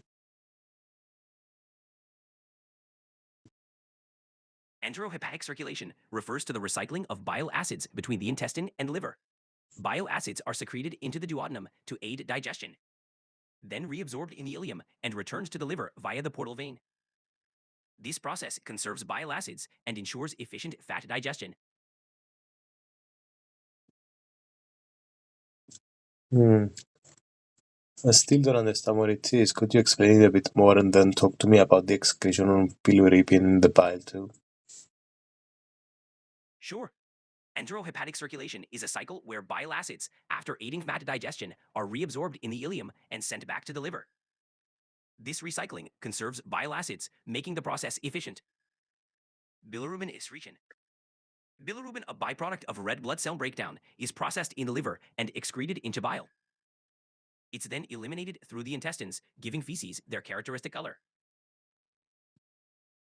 Interesting. Okay. Yeah. So, what kind of dysfunctions might we have in the intestinal secretions then? Dysfunctions can include conditions like malabsorption syndromes, where digested enzymes or bile acids aren't properly secreted or reabsorbed. This can lead to nutrient deficiencies, diarrhea, and weight loss. Conditions like cystic fibrosis can impair bicarbonate secretion, leading to thick mucus and digestive issues. Proper secretion is essential for nutrient absorption and overall gut health. Hmm. Can we talk a bit about dysfunction in enzyme activation process and dysfunction in ductal CFTR chloride channels? Sure, dysfunctions in enzyme activation often occur when pancreatic enzymes are prematurely activated within the pancreas, leading to conditions like pancreatitis. This causes inflammation and damage. Dysfunctional CFTR chloride channels, as seen in cystic fibrosis, impair bicarbonate secretion. This leads to thickened secretions, blocking pancreatic ducts and causing poor enzyme delivery to the intestines, resulting in digestive issues and malabsorption. Hmm. Interesting. Can we talk about also gallbladder? What is this gallbladder? Can we talk about this dysfunction of the gallbladder? Sure, the gallbladder stores and concentrates bile produced by the liver, releasing it into the small intestine to aid digestion. Dysfunctions can include gallstones, which can block bile flow, causing pain, inflammation, or even infection. Another issue is cholecystitis, inflammation of the gallbladder, often due to gallstones. Lastly, Treatment can we range. talk about jaundice? Certainly, Jaundice is a condition where the skin and eyes turn yellow due to high bilirubin levels.